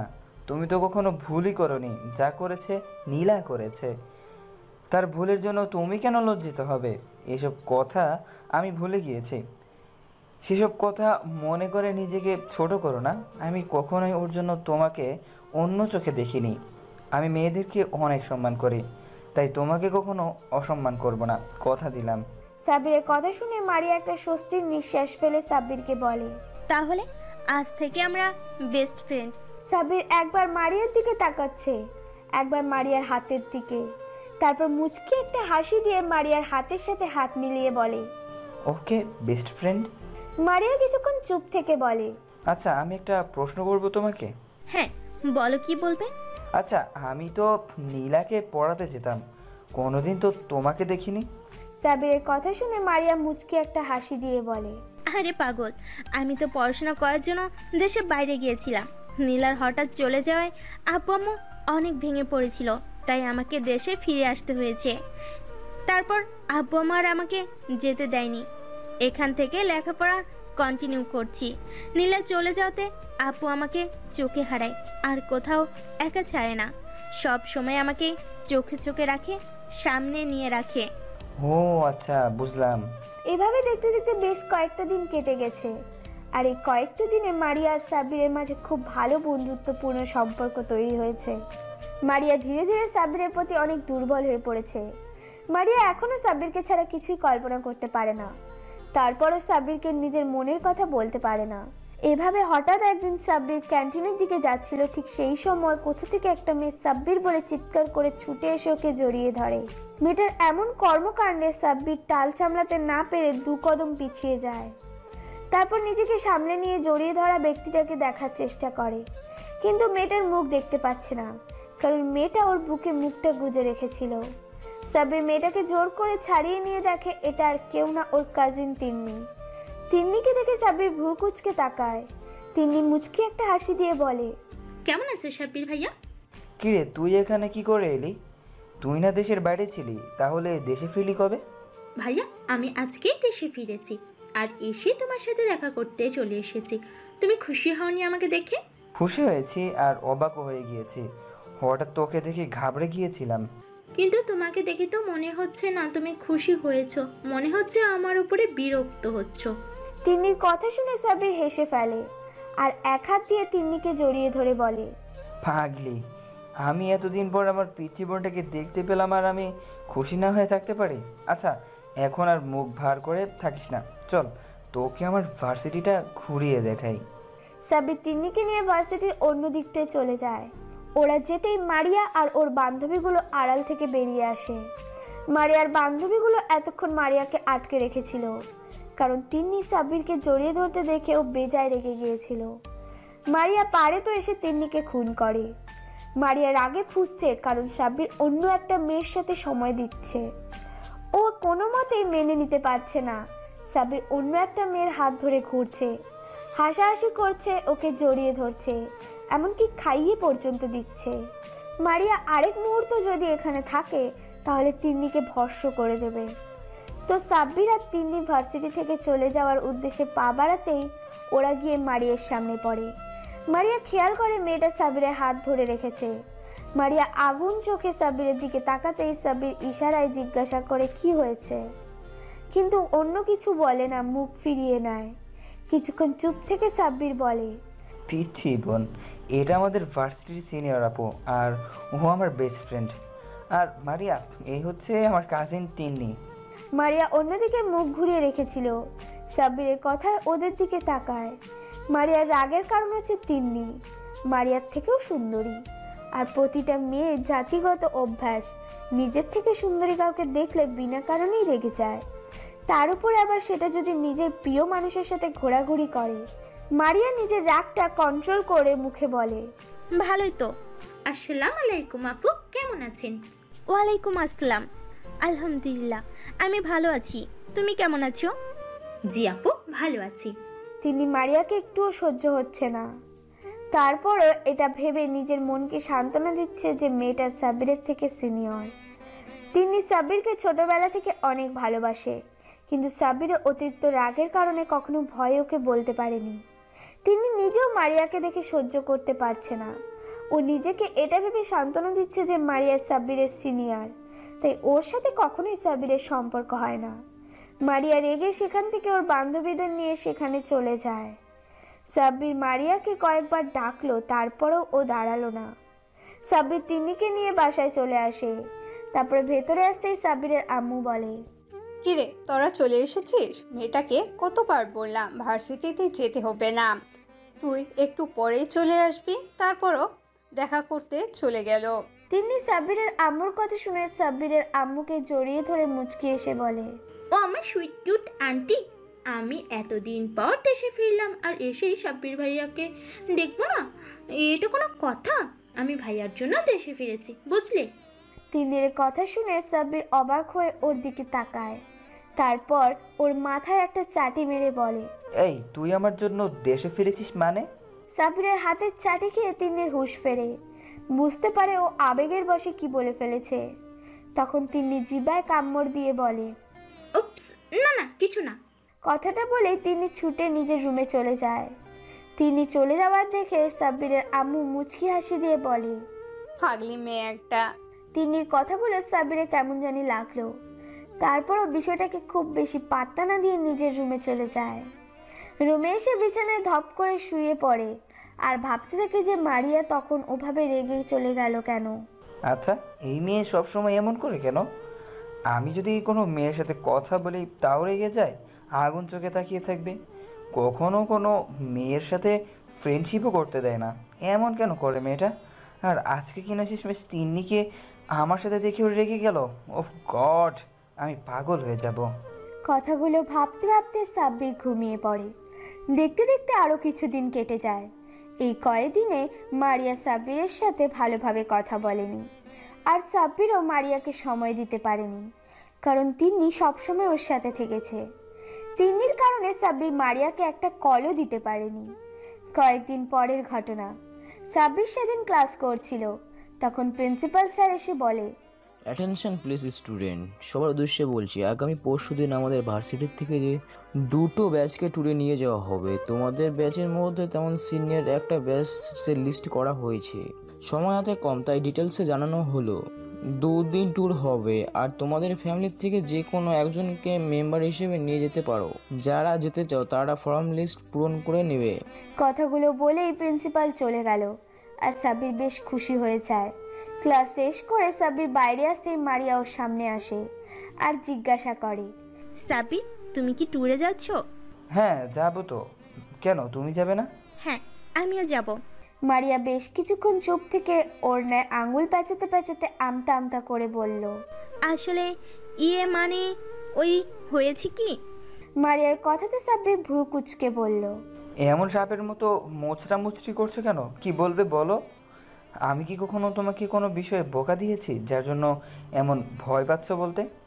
না মানে তোমার পাশের সিটটা আমার জন্য রাখবে, অন্য কাউকে বসতে দিবে না।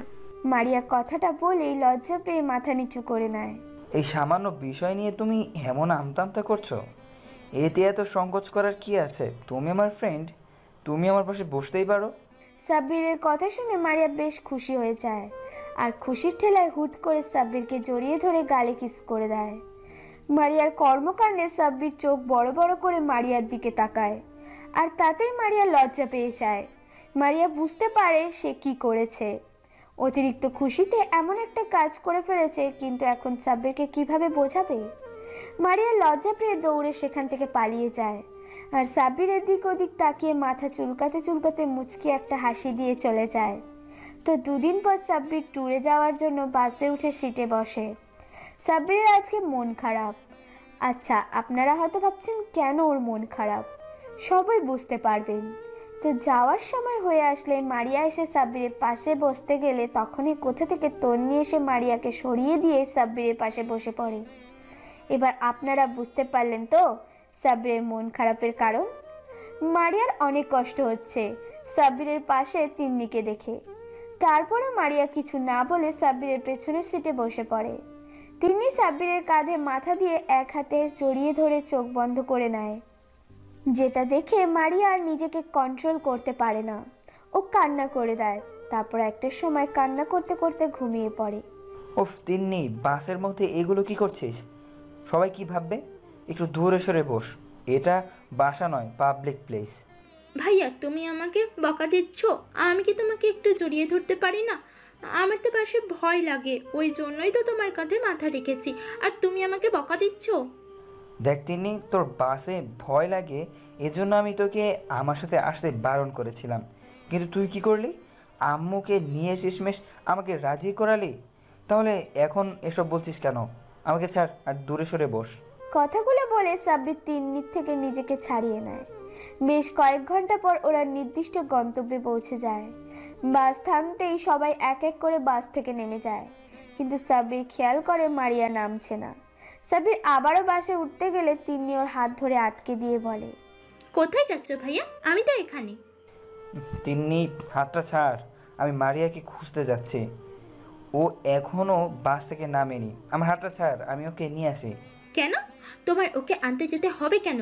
ও কি একা একা আসতে পারে না নাকি? ও কি আন্ধ কানু কোনো বাচ্চা যে আসতে পারবে না? ও বাস থেকে নামলো কি নামলো না তাতে তোমার কি? সব সময় তোমাকে কেন যেতে হবে? তোমাকে আমি কোথাও যেতে দিব না। তিন্নির কথা শুনে সাব্বির বেশ রেগে যায় আর বলে, লিমিট ক্রস করিস না।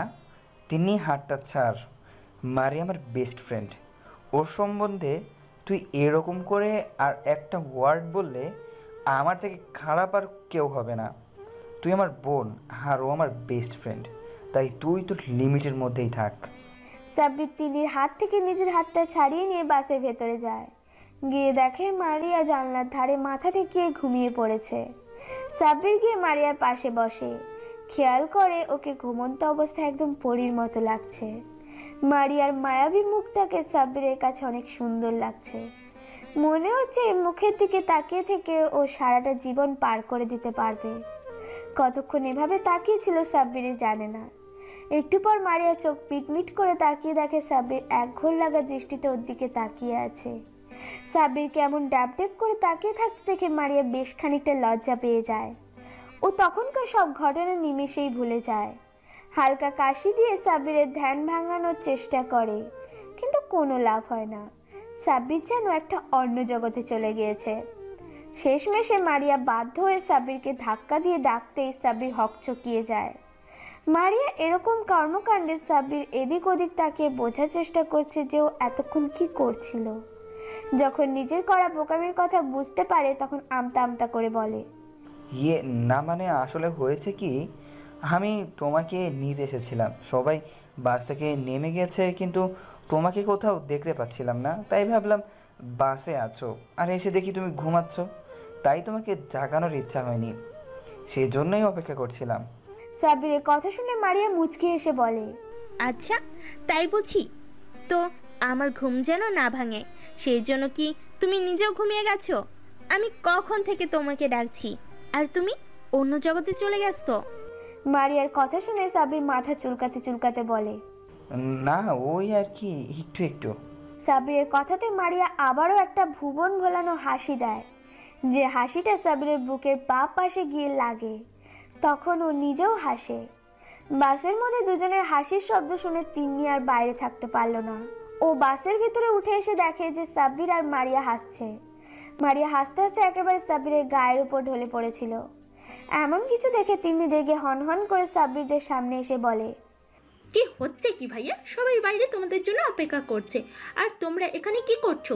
তুমি এক্ষুনি আমার সাথে চলো। তিন্নি কাউকে কিছু বলার সুযোগ না দিয়ে সাব্বিরের একটা হাত ধরে টানতে টানতে নিয়ে যেতে লাগলো।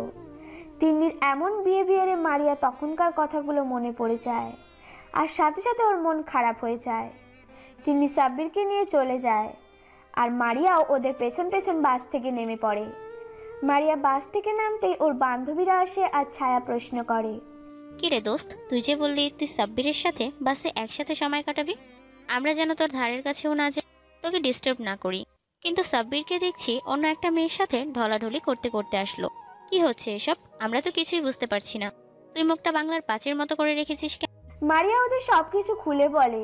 সব শুনে ওরা মারিয়াকে সান্ত্বনা দেয়, আর বৃষ্টি বলে, দোস্ত মন খারাপ করিস না, আমাদের সাথে থাক, দেখ মন ভালো হয়ে যাবে। আর ওই মেয়েটা তো সাব্বিরের কাজিন, তুই তো বললি, তাহলে এত মন খারাপ করার কি আছে? মেয়েটা এতদিন পর দেশে ফিরেছে, তাই সাব্বিরের সাথে সময় দিচ্ছে। তুই এসব বিষয় নিয়ে টেনশন করিস না, আমাদের সাথে আড্ডা দে, ভালো লাগবে। দেখ মারিয়া ওর বান্ধবীদের সাথে আড্ডা দিতে লাগলো। সবার সাথে আড্ডা দিয়ে মারিয়া মনটা ভালো হয়ে যায়। তারপর ওরা সবাই মিলে যে হোটেল বুক করেছিল সেখানে চলে যায়।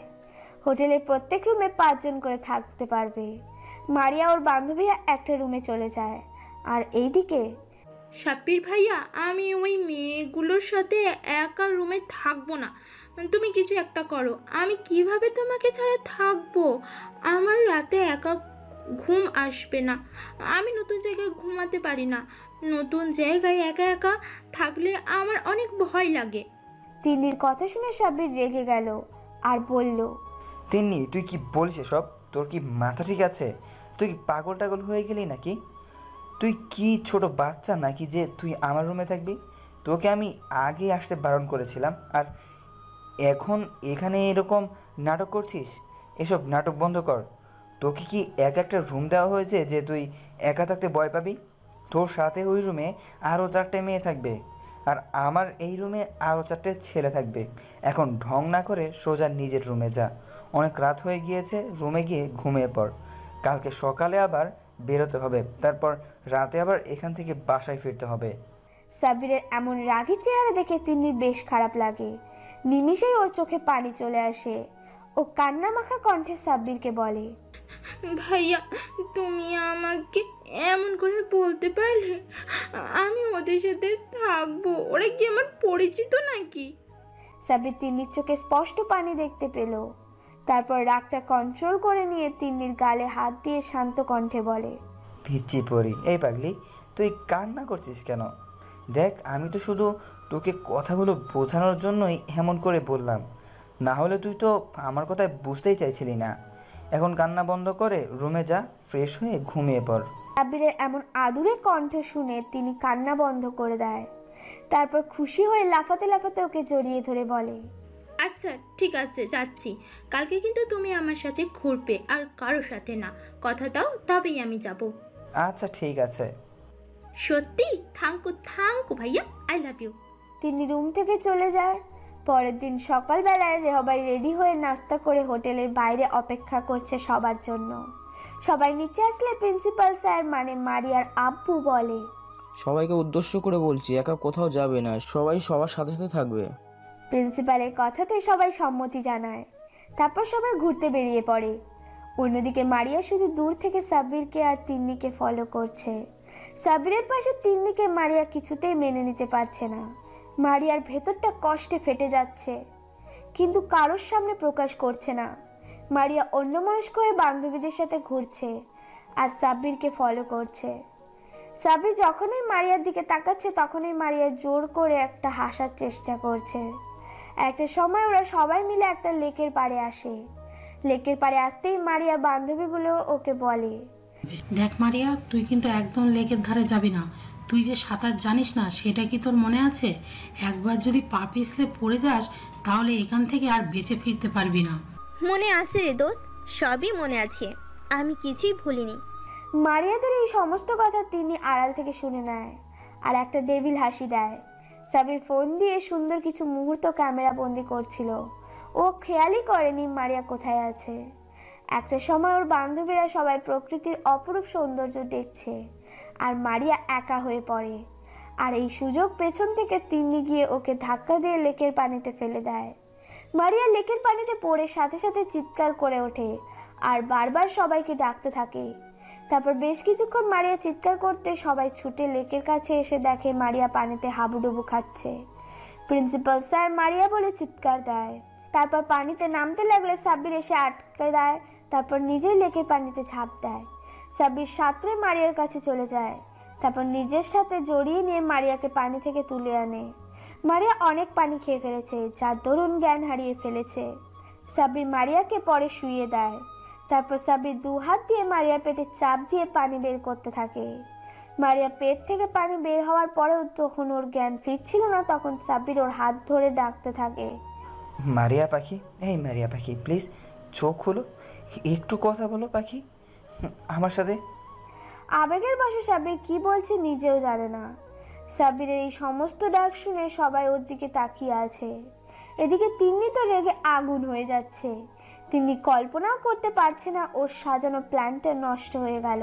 একটা সময় যখন মারিয়া চোখ খুলছিল না তখন সাব্বির আর উপায় না পেয়ে মারিয়ার ঠোঁটে ঠোঁট ডুবিয়ে দিয়ে ওকে শ্বাস নিতে সাহায্য করতে থাকে।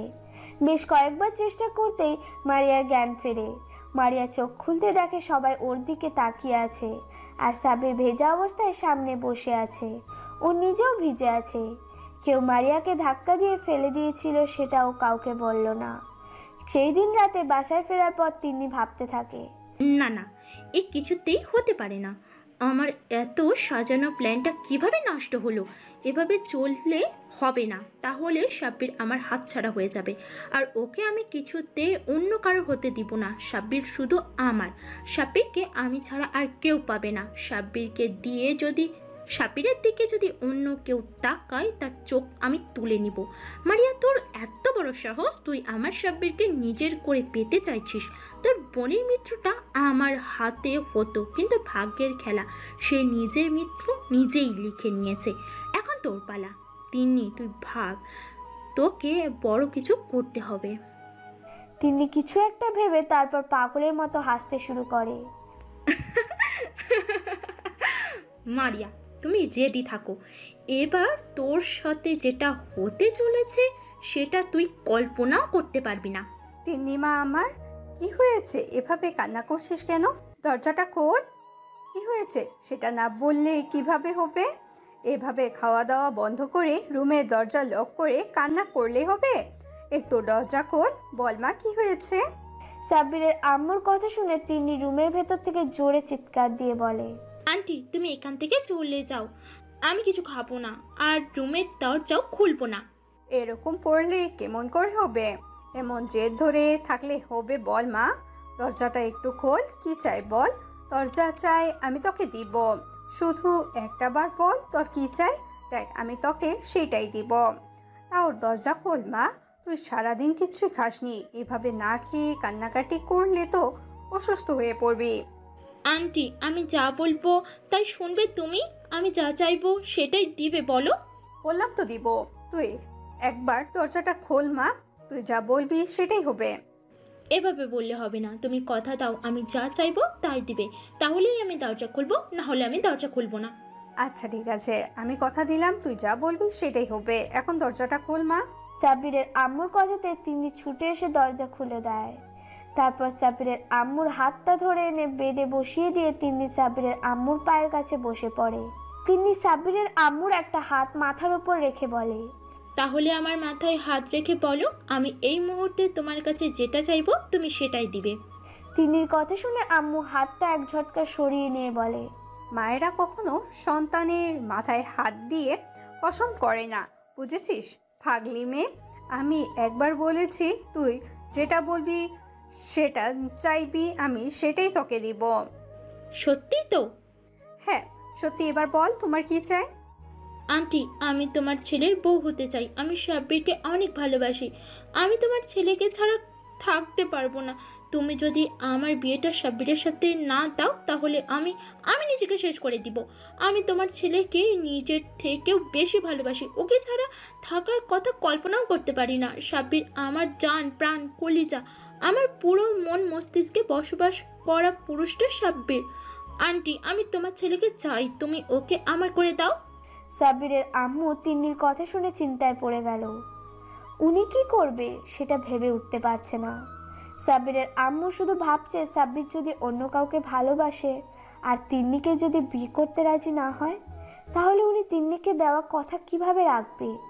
আর মেয়েটা যেভাবে পাগলামি শুরু করে দিয়েছে, এখন যদি ওকে অন্য কিছু বলা হয়নি নিশ্চয় উল্টো পাল্টা কিছু করে ফেলবে। আর সাব্বিরের আম্মু ওকে কথা দিয়ে ফেলেছে, উনি এখন কথা কিভাবে ফিরিয়ে নেবে।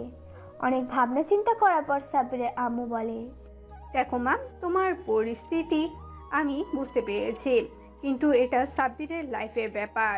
ওর লাইফের সিদ্ধান্ত আমি কিভাবে নিব? ও যদি অন্য কাউকে ভালোবাসে থাকে তখন কি হবে?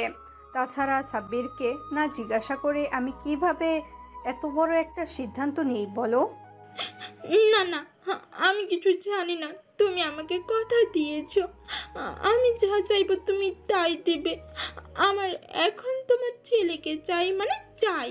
আর বিয়েটা আমি কালকে করতে চাই। আর যদি না হয় আমি নিজেকে শেষ করে দিব। তিন্নির এরম কথা শুনে সাব্বিরের আম্মু নিজের মন মস্তিষ্কের সাথে লড়াই করতে না পেরে তিন্নিকে কথা দিয়ে দেয় সাব্বিরের সাথে ওর বিয়েটা দিবে, আর সেটা কালকেই। তিনি প্রচণ্ড পরিমাণে খুশি হয়, কারণ সবটা তার প্ল্যান অনুযায়ী হয়েছে। তারপর সন্ধ্যাবেলায় যখন সাব্বির বাসায় ফেরে তখন তার আম্মু ড্রয়িং রুমে বসেছিল। সাব্বির রুমে যেতে গেলে সাব্বিরের আম্মু ওকে ডাকে, সাব্বির শোন, তোর সাথে কথা আছে। সাব্বির তার আম্মুর কথাতে ওনার সামনে আসে। জি আম্মু, বলো কি বলবে। আব্বু, তুই আমার পাশে বস। সাব্বির বেশ বুঝতে পারে ব্যাপারটা খুব সিরিয়াস, তাই কোনো প্রশ্ন না করে আম্মুর পাশে বসে আর বলে, বলো কি বলবে। তুই কি কাউকে ভালোবাসিস? মানে তোর কি কোনো পছন্দের মানুষ আছে? আম্মুর মুখে এরম কথা শুনে সাব্বির অবাক হলো। ওর মাথায় হাজারো প্রশ্ন ঘুরপাক খেতে লাগলো। তারপরেও সে সব প্রশ্নকে বিশেষ একটা পাত্তা না দিয়ে বলল, হঠাৎ এই প্রশ্ন কেন আম্মু? প্রশ্নের বদলে প্রশ্ন চাইনি, আমি উত্তর চেয়েছি, উত্তরটা দাও। না আম্মু, আমি কাউকে ভালোবাসি না। আমার কোনো মনের মানুষ নেই। জন্মের পর থেকে আমি তোর কাছে কখনো কিছুই চাইনি। আজকে যদি তোর কাছে কিছু চাই বা তোর জীবনের সবচেয়ে বড় সিদ্ধান্তটা যদি আমি নেই তাহলে তুই কি সেটা মেনে নিবি? আম্মু এভাবে বলছো কেন? আম্মু, তুমি আমাকে পৃথিবীর আলো দেখিয়েছো। তোমার অধিকার আছে আমার সমস্ত বিষয়ে সিদ্ধান্ত নেওয়ার। তুমি আর আব্বু ছাড়া আমার কি আছে বলো? আর তাছাড়া তো তোমরা আমার পৃথিবী। তোমাদের জন্য কিছু করতে পারলে আমি নিজেকে ধন্য মনে করব। আম্মু, শুধু একবার বলো আমাকে কি করতে হবে বা তুমি কি চাও। তুমি যা বলবে আমি তাই শুনবো। এভাবে না। সাব্বিরের আম্মু সাব্বিরের একটা হাত নিজের মাথার উপর রেখে বলল, তুই আমার মাথায় হাত দিয়ে বল, আমি যা চাইবো তাই দিবি। সাব্বির তার আম্মুর বিহেভিয়ারে সত্যি সত্যি অনেক চিন্তায় পড়ে গেছে। ওর আম্মু কি এমন চাইবে যার জন্য মাথায় হাত দিয়ে কসম করতে বলছে? খিরে, তুই চুপ করে আছিস কেন? বল, আমি যা বলবো তাই শুনবি। সাব্বির নিজের ভাবনার জগৎ থেকে বেরিয়ে এসে বলল, আমি কথা দিলাম তুমি যা বলবে আমি তাই শুনবো। আমি চাই তোর সাথে তিন্নির বিয়ে দিতে। আমি আগামীকালকেই তোদের বিয়ের ব্যবস্থা করেছি। সাব্বির তার আম্মুর মুখে এরম কথা শুনে যেন আকাশ থেকে পড়লো। ও নিজের কানকে বিশ্বাস করতে পারছে না। তার আম্মু নাকি তিন্নির সাথে ওর বিয়ে ঠিক করেছে। সাব্বিরের আম্মুর কথাটা শুনে সাব্বিরের বুকটা ধক করে ওঠে, কারণ সাব্বির এই কয়দিনে খুব ভালোভাবেই বুঝতে পেরেছে ও মারিয়াকে প্রচণ্ড পরিমাণে ভালোবাসে। আর ওকে ছেড়ে থাকার কথা কল্পনাও করলেও সাব্বিরের দমটা বন্ধ হয়ে আসে। আর সেখানে অন্য কাউকে বিয়ে করার কথা ভাবলেও সাব্বিরের কষ্টে বুকটা ফেটে যাচ্ছে। সাব্বির এখন কি করবে? ওর আম্মু ওর মাথায় হাত দিয়ে ওয়াদা করিয়েছে সাব্বিরের আম্মু যা বলবে তাই শুনবে। সাব্বির কি বলবে কি করবে কিছুই বুঝে উঠতে পারছে না। তারপরে নিজেকে স্বাভাবিক করে নিয়ে বলে, আম্মু তুমি কি বলছো তুমি জানো? তিন্নিকে আমি বোনের নজরে দেখি, কখনো ওকে নিয়ে অন্য কিছু ভাবিনি। আমি ওকে সবসময় ছোট বোনের নজরে দেখেছি, আর আমাদের মাঝে তেমন কোনো সম্পর্কও নেই। তাহলে কেন তুমি ওর সাথে আমাকে বিয়ে দিতে চাইছো? আমি কোনো প্রশ্নের উত্তর দিতে চাই না, আমি শুধু আমার প্রশ্নের উত্তর চাইছি। তুই আমার কথাটা রাখবি না নাকি আমার মরা মুখ দেখবি? যে মানুষটা জন্ম দিয়েছে, ছোট থেকে ওকে লালন পালন করে মানুষ করেছে, সে মানুষটা ওকে এতগুলো বছর আগলে রেখেছে, যে মানুষগুলো ওকে এত ভালোবাসা দিয়েছে, আজকে সেই মানুষের মুখে মরার কথা শুনে সাব্বিরের বুকের ভেতরটা ধক করে ওঠে। সাব্বির ওর আম্মুর মুখের দিকে তাকিয়ে আর কিছু না ভেবেই বলল, আম্মু আমি বিয়েতে রাজি। আম্মু তুমি বিয়ের ব্যবস্থা করো। কথাগুলো বলেই সাব্বির তার আম্মুকে আর কোনো কিছু বলার সুযোগ না দিয়ে সোজা নিজের রুমে চলে গেল। তো পরদিন বৃষ্টি আর ছায়া ছুটে এসে মারিয়ার সামনে দাঁড়ায় আর হাঁপাতে হাঁপাতে বলে, দোস্ত শুনেছিস? কিরে তোরা এমন করে হাঁপাচ্ছিস কেন? আর কি শুনবো? তুই জানিস আজকে সাব্বিরের বিয়ে, তাও আবার একটু পরে। কি বলছিস সেগুলো? আমরা সত্যিই বলছি, একটু পর ওর কাজিনের সাথে সাব্বিরের বিয়ে। ওদের মুখে এরম কথা শুনে মারিয়ার মাথায় যেন আকাশ ভেঙে পড়লো। ও নিজের কানকে বিশ্বাস করাতে পারছে না। হঠাৎ এরম কথা শুনে চিৎকার দিয়ে বলে, না না, এ হতে পারে না। কি কি বলছিস কি এসব তোরা? তোদের মাথা ঠিক আছে? মারিয়া, আমাদের মাথা ঠিক আছে, আমরা কোনো নেশা করিনি। আরে আমার আম্মু সাব্বিরের আম্মুর বান্ধবী। আম্মু আজকে সকালে ওদের বাসায় গেছে। আম্মু বলল হঠাৎ করেই নাকি কালকে ওর আম্মু বিয়েটা ঠিক করে দিয়েছে, আর সাব্বিরও নাকি বিয়েতে রাজি হয়েছে। সাব্বিরের বিয়ের কথা শুনে মারিয়ার চোখ দিয়ে টপ টপ করে পানি পড়ছে। ওর বুকের মধ্যে অসহ্য রকমের যন্ত্রণা শুরু হয়ে গেছে। মারিয়া আর কোনো কিছু না ভেবেই সাব্বিরদের বাসার দিকে ছুটতে থাকে। তারপর কিছুটা এসে একটা সিএনজি করে সাব্বিরদের বাসার সামনে চলে আসে। মারিয়া সিএনজি থেকে নেমে ভাড়া মিটিয়ে দিয়ে ছুটে বাসার গেটের দরজার সামনে গিয়ে এক নাগাড়ে কলিং বেল দিতে থাকে। একটা সময় সাব্বিরের আম্মু এসে দরজা খুলে দিতেই দেখে মারিয়া দাঁড়িয়ে আছে। মারিয়াকে দেখে সাব্বিরের আম্মু বলে, আরে মামুনি, তুমি ভেতরে আসো। তুমি অনেক ভালো একটা দিনে আসছো, আজকে আমার ছেলের বিয়ে। মারিয়া কোনো কিছু না বলে ভেতরে ঢুকে পড়ে। তখন মারিয়া সাব্বিরের আম্মুকে প্রশ্ন করে, আন্টি সাব্বিরের রুম কোনটা? উপরে গিয়ে ডান দিকের রুমটা। সাব্বিরের আম্মুর কথাটা শেষ হতেই মারিয়া দৌড়ে উপরে চলে যায়। আর সাব্বিরের আম্মু মারিয়ার যাওয়ার দিকে তাকিয়ে বোঝার চেষ্টা করে কি হয়েছে। অন্যদিকে সাব্বির নিজের রুমের বেলকনিতে দাঁড়িয়ে চোখে জল ফেলছিল। এই মুহূর্তে রুমে কারো উপস্থিতি টের পেতেই চোখে পানি মুছে নেয়। তারপর পিছনে ফিরে দেখে মারিয়া কান্না ভেজা চোখে ওর দিকে তাকিয়ে আছে। মারিয়া ছুটে সাব্বিরের কাছে এসে ওর শার্টের কলার চেপে ধরে। আই, তোর সাহস কি করে হয় আমাকে ছেড়ে অন্য কাউকে বিয়ে করার? তুই জানিস না আমি তোকে ছাড়া বাঁচবো না, তোকে ভালোবাসি।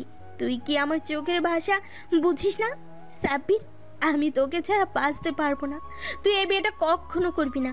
তুই শুধু আমার, তুই অন্য কারো না। সাব্বির এতক্ষণ নিজের মনকে এটা বলে সান্ত্বনা দিচ্ছিল যে মারিয়া ওর সিনিয়র আপু, আর মারিয়া হচ্ছে অনেক ধনী পরিবারের মেয়ে। ও কখনো সাব্বিরকে ভালোবাসতে পারে না। সাব্বির মারিয়াকে পাগলের মতো ভালোবেসে তারপরও ভালোবাসে, সেটা না বলাই রয়ে গেছে। অন্যদিকে মারিয়া সাব্বিরকে এতটাই বেশি ভালোবাসে সেটা বলার আগে সাব্বির ওর লাইফ থেকে হারিয়ে যাচ্ছে। সাব্বির চুপ করে আছে দেখে মারিয়া ওর শার্টের কলার ঝাঁকিয়ে আবারও বলে, আই, তুই কথা বলছিস না কেন? আমি কি বলছি তুই শুনতে পাসনি? ভালোবাসি তোকে, আমি তোকে ছাড়া বাঁচবো না। তুই এই তিন্নিকে বিয়ে করবি না।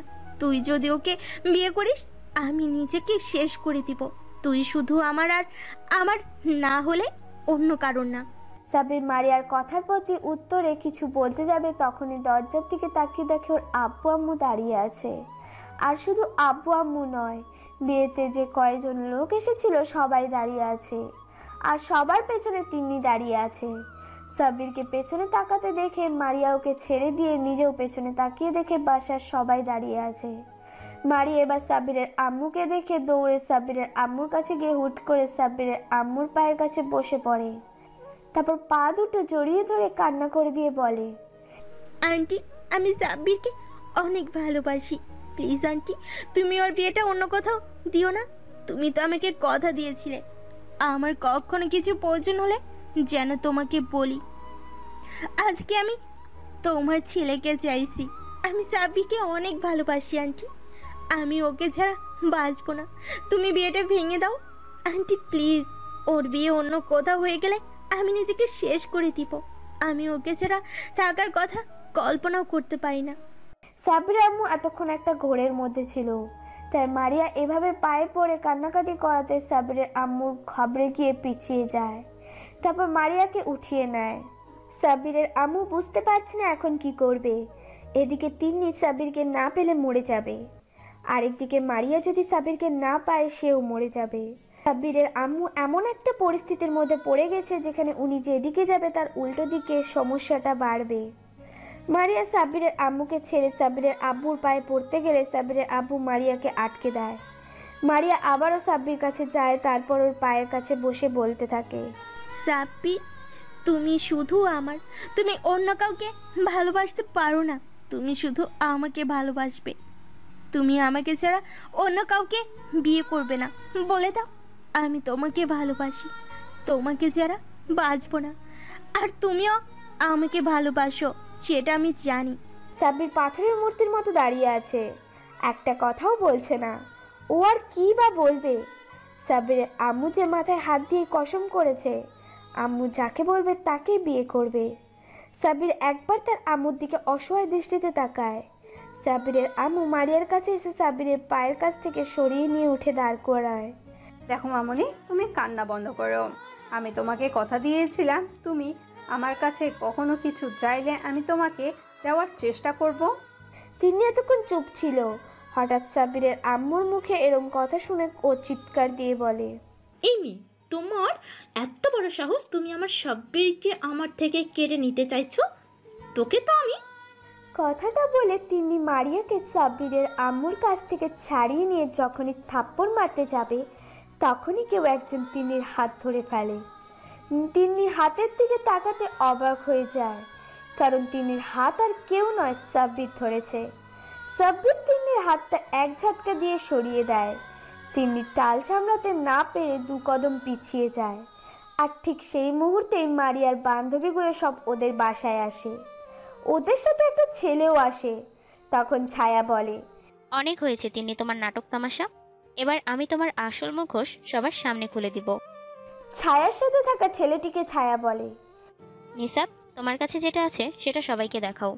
নিশা তোর হাতে থাকা মোবাইলটি থেকে একটা ভিডিও অন করে সবার সামনে ধরে, যেখানে স্পষ্ট দেখা যাচ্ছে তিন্নি মারিয়াকে লেকের পানিতে ধাক্কা মেরে ফেলে দিয়েছে। এবার ছায়া বলে, সেদিন লেকের পানিতে মারিয়া পড়ে যায়নি, তিন্নি ওকে ইচ্ছে করে ফেলে দিয়েছিল যাতে ওর পথের কাঁটা সরে যায়।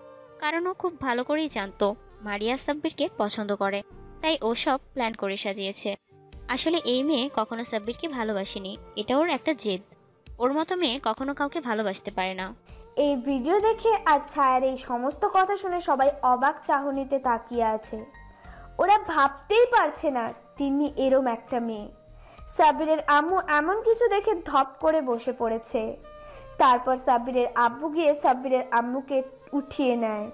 তখন সাব্বিরের আম্মু উঠে এসে তিন্নির সামনে দাঁড়িয়ে তিন্নির গালে ঠাস ঠাস করে 2টো থাপ্পড় মেরে দেয় আর বলে, আমার প্রথম থেকে তোকে খুব সন্দেহ লাগতো, তাই তো আমি তোর সাথে বিয়ে দিতে চাইনি আমার ছেলের, কিন্তু তুই যে এত বাজে একটা মেয়ে সেটা জানতাম না। এবার সাব্বিরের আম্মু সাব্বিরের সামনে যায়। তারপর সাব্বিরের গালে ঠাস করে 2টো থাপ্পড় মেরে দেয় আর বলে, এই তুই এখনো ওই পাথরের মূর্তির মতন দাঁড়িয়ে আছিস? তুই জানিস না তোকে এখন কি করতে হবে? সাব্বির গালে হাত দিয়ে দাঁড়িয়ে আছে। ঠিক সেই মুহূর্তে আবারও বাসার সামনে পুলিশের গাড়ি এসে থামে। তারপর কতগুলো পুলিশ বাসার ভেতরে ঢুকে তিন্নিকে অ্যারেস্ট করে নেয়। তিন্নি মারিয়াকে নয়, ওর বোন নীলাকে ধর্ষণের পেছনে দায়ী, আর সেটা সবাই পুলিশের থেকে জানতে পারল। এবার সাব্বিরের আম্মু অবাক হয়ে বলে, তুই কখন পুলিশকে ফোন করলি? সাইড থেকে সাব্বিরের আব্বু বলে, এতক্ষণ তো তোমাদের নাটক তামাশা দেখছিলাম, আমি কিছুই বলিনি। তুমি আমার ছেলেকে তোমার মাথায় হাত দিয়ে কসম করালে, তাও আমি কিছু বলিনি। কিন্তু এখন তুমি আমার ছেলেকে মারলে কেন? পুলিশকে আমি ইনফর্ম করেছি আরও 1 ঘন্টা আগে, কারণ আমি আগে থেকে এই মেয়ে চরিত্র সম্পর্কে জানতাম, শুধু সম্পর্কের খাতিরে কিছুই বলতাম না। কিন্তু যখন দেখলাম তুমি এই মেয়ের সাথে আমার ছেলের বিয়ে ঠিক করেছো, তখন আমি বিশ্বাস করতে পারছিলাম না। আমি বারবার ভাবছিলাম তুমি কীভাবে আমার ছেলের জীবনটা নষ্ট করে দিচ্ছ। তুমি একবারও আমাকে জানানোর প্রয়োজন মনে করোনি। তুমি এত সব সিদ্ধান্ত একাই নিয়েছো, তাও আমি কিছু বলিনি। কিন্তু এখন তুমি আমার ছেলেকে গায়ে হাত তুলে কেন? এসব আমি পরে দেখে নেব, তার আগে ইন্সপেক্টর ওকে নিয়ে যান। সাব্বিরের আব্বুর কথাতে পুলিশ তিন্নিকে নিয়ে চলে যায়। এতক্ষণ সাব্বির পাথরের মূর্তির মতো চুপ থাকলেও ওর চোখের কোণ দিয়ে পানি গড়িয়ে পড়ছে। বুকের মাঝে চেপে রাখা কষ্টটা আর দমিয়ে রাখতে পারেনি। মারিয়া এতক্ষণ অবাকের পর অবাক হচ্ছিল, কিন্তু হঠাৎ সাব্বিরকে কান্না করতে দেখে মারিয়ার বুকের ভেতর ধক করে ওঠে।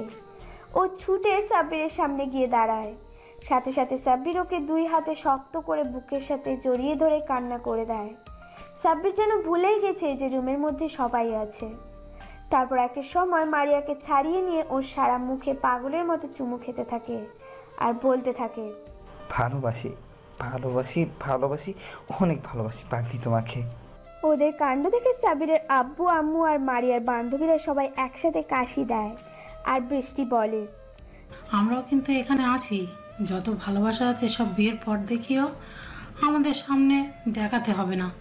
আমরা এখনো সিঙ্গেল, আমাদের কষ্টটাও একটু বোঝেন দুলাভাই। কথাটা বলতেই সবাই একসাথে হেসে দেয়। তারপর সবাই ড্রয়িং রুমে এসে মারিয়ার আব্বু আম্মুর জন্য অপেক্ষা করে। কিছুক্ষণের মধ্যে মারিয়ার আব্বু আম্মু চলে আসে। মারিয়ার আব্বু আম্মুকে সবটা বলা হলে মেয়ের সুখের কথা ভেবে ওরাও আর দ্বিমত করেনি। ওরা জানে সাব্বির যথেষ্ট ভালো একটা ছেলে, ওদের মেয়ের জন্য সুযোগ্য পাত্র ওরা আর কোথাও পাবে না। ওরা তো ওদের মেয়ের জন্য এমন একটা ছেলেই খুঁজেছিল যে ওদের মেয়েকে প্রচণ্ড পরিমাণে ভালোবাসবে। সবার সম্মতি পেয়ে কাজীকে আসতে বলে। কাজী সাহেব, বিয়ের কাজ শুরু করেন, সাফল্যের জন্য করতে হবে। কাজী সাহেব বিয়ের কাজ শুরু করে দেয়। একটু পর কাজী সাহেব মারিয়াকে কবুল বলতে বলে মারিয়া 3 বার কবুল বলে দেয়। তারপর কাজী সাহেব সাব্বিরকে কবুল বলতে বলে সাব্বির মারিয়ার দিকে তাকিয়ে 3 বার কবুল বলে দেয়। ওরা দুজনে একটা পবিত্র বন্ধনে আবদ্ধ হয়ে যায়। তারপর রাতে খাওয়া দাওয়ার পর সবাই চলে যায়। মারিয়ার বান্ধবীরা মারিয়াকে অনেক সুন্দর করে সাজিয়ে দিয়ে সাব্বিরের রুমে বসিয়ে দিয়ে চলে গেছে। যাওয়ার সময় ওরা অনেক ফাজলামি করে গেছে, মারিয়াকে অনেকভাবে লজ্জা দিয়েছে। একটু পর সাব্বির রুমে এসে দরজাটা বন্ধ করে দেয়। দরজা বন্ধ করার আওয়াজে মারিয়ার বুকের ভিতর ধক করে ওঠে। ও 2 হাতে শাড়িটা খামচে ধরে। সাব্বির বিছানার কাছে এসে দাঁড়াতেই মারিয়া বেড থেকে নেমে সাব্বিরের পায়ে হাত দিয়ে সালাম করে। সাব্বির মারিয়াকে ওঠাচ্ছে না, তাই মারিয়া সাব্বিরের পায়ে হাত দিয়েই বসে আছে। এভাবে বেশ কিছুক্ষণ কেটে যায়। মারিয়া এবার বিরক্ত হয়ে মাথা উঠিয়ে বলে, কি হলো, আমাকে ওঠাচ্ছ না কেন? মারিয়ার কথা শুনে সাব্বির আলসেমি একটা ভাব নিয়ে বলে, আরে আমি তো তোমাকে উঠাবো না, তুমি সালাম করতে থাকো। সাব্বিরের কথা শুনে মারিয়া ভ্রু কুঁচকে তাকিয়ে বলে, ওঠাবে না মানে? ভার্সিটির গুন্ডি সিনিয়র আপু ভার্সিটির প্রতিটা ছেলের ক্রাশ, প্রতিটা ছেলেকে র্যাগিং দিয়ে ভয় দেখানো মেয়েটা আজকে আমার পায়ে সালাম করছে। আমার তো ভালোই লাগছে, তুমি যত ইচ্ছে সালাম করো, আমি আর কিচ্ছু বলবো না। আমি দাঁড়িয়ে আছি, তুমি চিন্তা করো না, আমি তোমাকে আটকাবো না, তুমি সালাম করতে থাকো। সাব্বিরের কথা শুনে মারিয়া বেশ রেগে যায়। তারপর দাঁড়িয়ে এক ঝটকায় মাথা থেকে ঘোমটাটা ফেলে দেয়। তারপর রাগী চোখে সাব্বিরের দিকে ফিরে এসে আঙ্গুল উঠিয়ে বলে, এই তুই কি বলি আমাকে? তোর সাহস তো কম নাই, দাঁড়া তোকে দেখাচ্ছি মজা। এমা, আমি কেমন মেয়ে বিয়ে করলাম যে কিনা নিজের স্বামীকে দুই তোকারি করে বলে, নিজের স্বামীকে একটু সম্মান করে না। সাব্বিরের কথা শুনে মারিয়া আরো রেগে যায়। মারিয়া কিছু বলে ওঠার আগে সাব্বির হাই তুলে বলে, আচ্ছা ঠিক আছে, কিছু তো করার নেই, সবই আমার কপাল। এই বেয়াদব বউটাকে আমার এখন চালিয়ে নিতে হবে। বাংলাদেশ সরকার এক্সচেঞ্জ করার অফার চালু করেনি, না হলে আমি বউ এক্সচেঞ্জ করতাম। কিছু করার নেই সাব্বির, সবই তোরই কপাল রে। আচ্ছা বউ, তুমি ঘুমিয়ে পড়ো, আমার ঘুম আসছে, আমি ঘুমিয়ে পড়লাম। সাব্বিরের কথা শুনে মারিয়া রেগে আগুন হয়ে গেল। ঘুমিয়ে পড়ার কথাটা শুনে চোখ ছোট ছোট করে তাকিয়ে বলে, ঘুমিয়ে পড়বো মানে? আজকে না আমাদের বাসর রাতে কি কেউ ঘুমায়? মারিয়ার কথা শুনে সাব্বির দুষ্টুমি করে মারিয়াকে বলে, কেন কেন বাসরাতে মানুষ ঘুমায় না কেন? বাসরাতে কি এমন করে মানুষ যে ঘুমানো নিষেধ? সাব্বিরের কথায় মারিয়া বেশ লজ্জা পেয়ে যায়। তারপর মাথা নিচু করে বলে, কেন? বাসর রাতে কি করে তুমি জানো না বুঝি? বাসরাতে কি করে আমি জানলে কি আর জিজ্ঞাসা করতাম নাকি? দেখো, তুমি যেহেতু আমার সিনিয়র, তুমি আমার থেকে ভালোই জানবে, তাই তুমি বলো বাসরাতে মানুষ কি করে যে ঘুমানো যাবে না? সাব্বিরের কথা শুনে মারিয়া আস্তে আস্তে বলে, বাসর রাতে সবাই বিড়াল মারে, জানো না বুঝি? মারিয়ার কথা শুনে সাব্বির রুমের এদিক সেদিক কি যেন খোঁজাখুঁজি শুরু করে। তখন মারিয়া ভ্রু কুঁচকে সাব্বিরের দিকে কিছুক্ষণ তাকিয়ে থেকে বেশ কিছুক্ষণ পর মারিয়া বলে, এই তুমি এভাবে কি খুঁজছো? তুমি বলো, আমি খুঁজে দিচ্ছি। আরে তুমি না বললে বাসরাতে মানুষ বিড়াল মারে? ওই জন্যই তো আমি সারা রুমে বিড়ালটা খুঁজে বেড়াচ্ছি। সারার বিড়াল না পেলে মারবো কি করে? মারিয়া বেশ বুঝতে পারছে সাব্বির ওর সাথে দুষ্টুমি করছে। এবার মারিয়া অনেকটা রেগে যায় আর বলে, তোমাকে কোনো বেড়াল মারতে হবে না, তুমি ঘুমিয়ে পড়ো। তোমার থেকে কিছু আশা করাটাই বোকামি। তুমি একটা নিরামিষ, আনরোমান্টিক। আমার কপালটাই খারাপ, শেষমেশ কিনা এই আনরোমান্টিক নিরামিষ জামে জুটলো। কথাগুলো বলেই মারিয়া রেগে বেলকনিতে চলে গেল। সাব্বির মুচকি মুচকি হাসতে লাগলো। মারিয়া বেলকনিতে এসে রাগে ফুসফুস করতে থাকে, আবার পরক্ষণেই কান্না করে দেয়। মারিয়া নীরবে কান্না করছে। তারপরও সাব্বির ওর ফুপিয়ে ওঠার শব্দ পেয়ে সাব্বিরের বুকের ভিতর ধক করে ওঠে। ও তো শুধু মারিয়ার সাথে একটু দুষ্টুমি করছিল, ও এটা দেখছিল মারিয়ার সহ্যের ক্ষমতা কত দূর। কিন্তু মারিয়া হঠাৎ এভাবে কান্না করা ওর বুকের ভেতর চিনচিনে ব্যথা শুরু হয়ে গেছে। একটা মেয়ে ঠিক কতটা ভালোবাসলে শুধু ওকে পাওয়ার জন্য এভাবে সবার পায়ে পড়ে শুধু ভালোবাসাটা ভিক্ষা চাইতে পারে। সাব্বির নিজের কাছে নিজেকে কথা দিয়েছে মেয়েটার চোখে কখনো পানি আসতে দিবে না। পৃথিবীর সমস্ত সুখ এই মেয়েটার কাছে এনে দেবে। মেয়েটাকে সাব্বির ভালোবেসে নিজের বুকের মধ্যে আগলে রাখবে। কথাগুলো ভেবেই সাব্বির গিয়ে মারিয়াকে পেছন থেকে জড়িয়ে ধরে, ওর কাঁধে মুখ গুজে দেয়। সাব্বিরের দু হাতে মারিয়ার শাড়ি সরিয়ে ওর উন্মুক্ত পেটের উপর রাখে। সাব্বিরের স্পর্শ পেতেই মারিয়া কেঁপে ওঠে। তখন মারিয়া ওকে ছাড়িয়ে নেওয়ার চেষ্টা করে বলে, ছাড়ো আমাকে, ছাড়ো বলছি, একদম আমাকে ছুবে না। তুমি এখানে কেন এসেছো? তোমার না ঘুম আসছিল? যাও তুমি রুমে গিয়ে ঘুমাও। ঘুমাতে তো গিয়েছিলাম, কিন্তু ঘুমের ওষুধটা তো বেলকনিতে দাঁড়িয়ে দাঁড়িয়ে কান্না করছে। ঘুমের মেডিসিন ছাড়া কি আমার ঘুম আসবে বলো? সাব্বিরের কথা শুনে মারিয়া বেশ লজ্জা পেয়ে যায় আর বলে, যাও, মিথ্যা বলো না। এবার সাব্বির মারিয়ার পেটের উপর স্লাইড করতে থাকে, যার জন্য ও কেঁপে উঠতে থাকে। তারপর সাব্বির হাত খামচে ধরে। সাব্বির একটা হাত মারিয়ার পেট থেকে সরিয়ে মারিয়ার পিঠ থেকে চুলগুলো এক সাইডে রেখে ওর পিঠের খোলা অংশে ঠোঁটের ছোঁয়া দিতে থাকে। মারিয়া সাব্বিরের এমন স্পর্শ সহ্য করতে না পেরে ওর দিকে ঘুরে ওকে জড়িয়ে ধরে, ওর বুকে মুখ লুকোয়। একটু আগেই তো আফসোস করছিলে আমি নাকি আনরোমান্টিক, নিরামিষ। তাহলে এখন আমার এইটুকু স্পর্শ সহ্য করতে পারছো না? তাহলে একটু পর যেটা করবো সেগুলো কিভাবে সহ্য করবে? সাব্বির মুখে একরকম লাগামহীন কথাবার্তা শুনে মারিয়ার লজ্জায় শেষ। ও লজ্জা পেয়ে সাব্বিরের বুকে একটা কিল বসিয়ে দিয়ে বলে, তুমি লাগামহীন অসভ্য ফাজিল। মারিয়ার কথা শুনে সাব্বির উচ্চ স্বরে হেসে দেয়। তারপর দুহাতে মারিয়ার মাথাটা উঁচু করে ধরে। চাঁদের আলো মারিয়ার মুখে এসে পড়তেই চোখ দুটো বন্ধ করে নেয়। মেয়েটাকে দেখতে অসম্ভব রকমের সুন্দর লাগছে সাব্বিরের কাছে। পৃথিবীর প্রতিটা স্বামীর কাছেই হয়তো তার স্ত্রীকে সবচেয়ে সুন্দর লাগে। মারিয়া মুখের দিকে তাকিয়ে থাকতে থাকতে সাব্বির কেমন জানি একটা ঘোরের মধ্যে চলে যাচ্ছে। সাব্বির আর নিজেকে কন্ট্রোল করতে না পেরে মারিয়ার কানের কাছে মুখ নিয়ে নেশা লাগানো কণ্ঠে বলে, বউ হইব, তুমি কি আজকে তোমার নিজের করে নেওয়ার অনুমতিটা দিবে? তোমার ভালোবাসার অধিকার, তোমাকে ভালোবাসার সমুদ্র থেকে ঘুরিয়ে আনার অধিকারটা দিবে?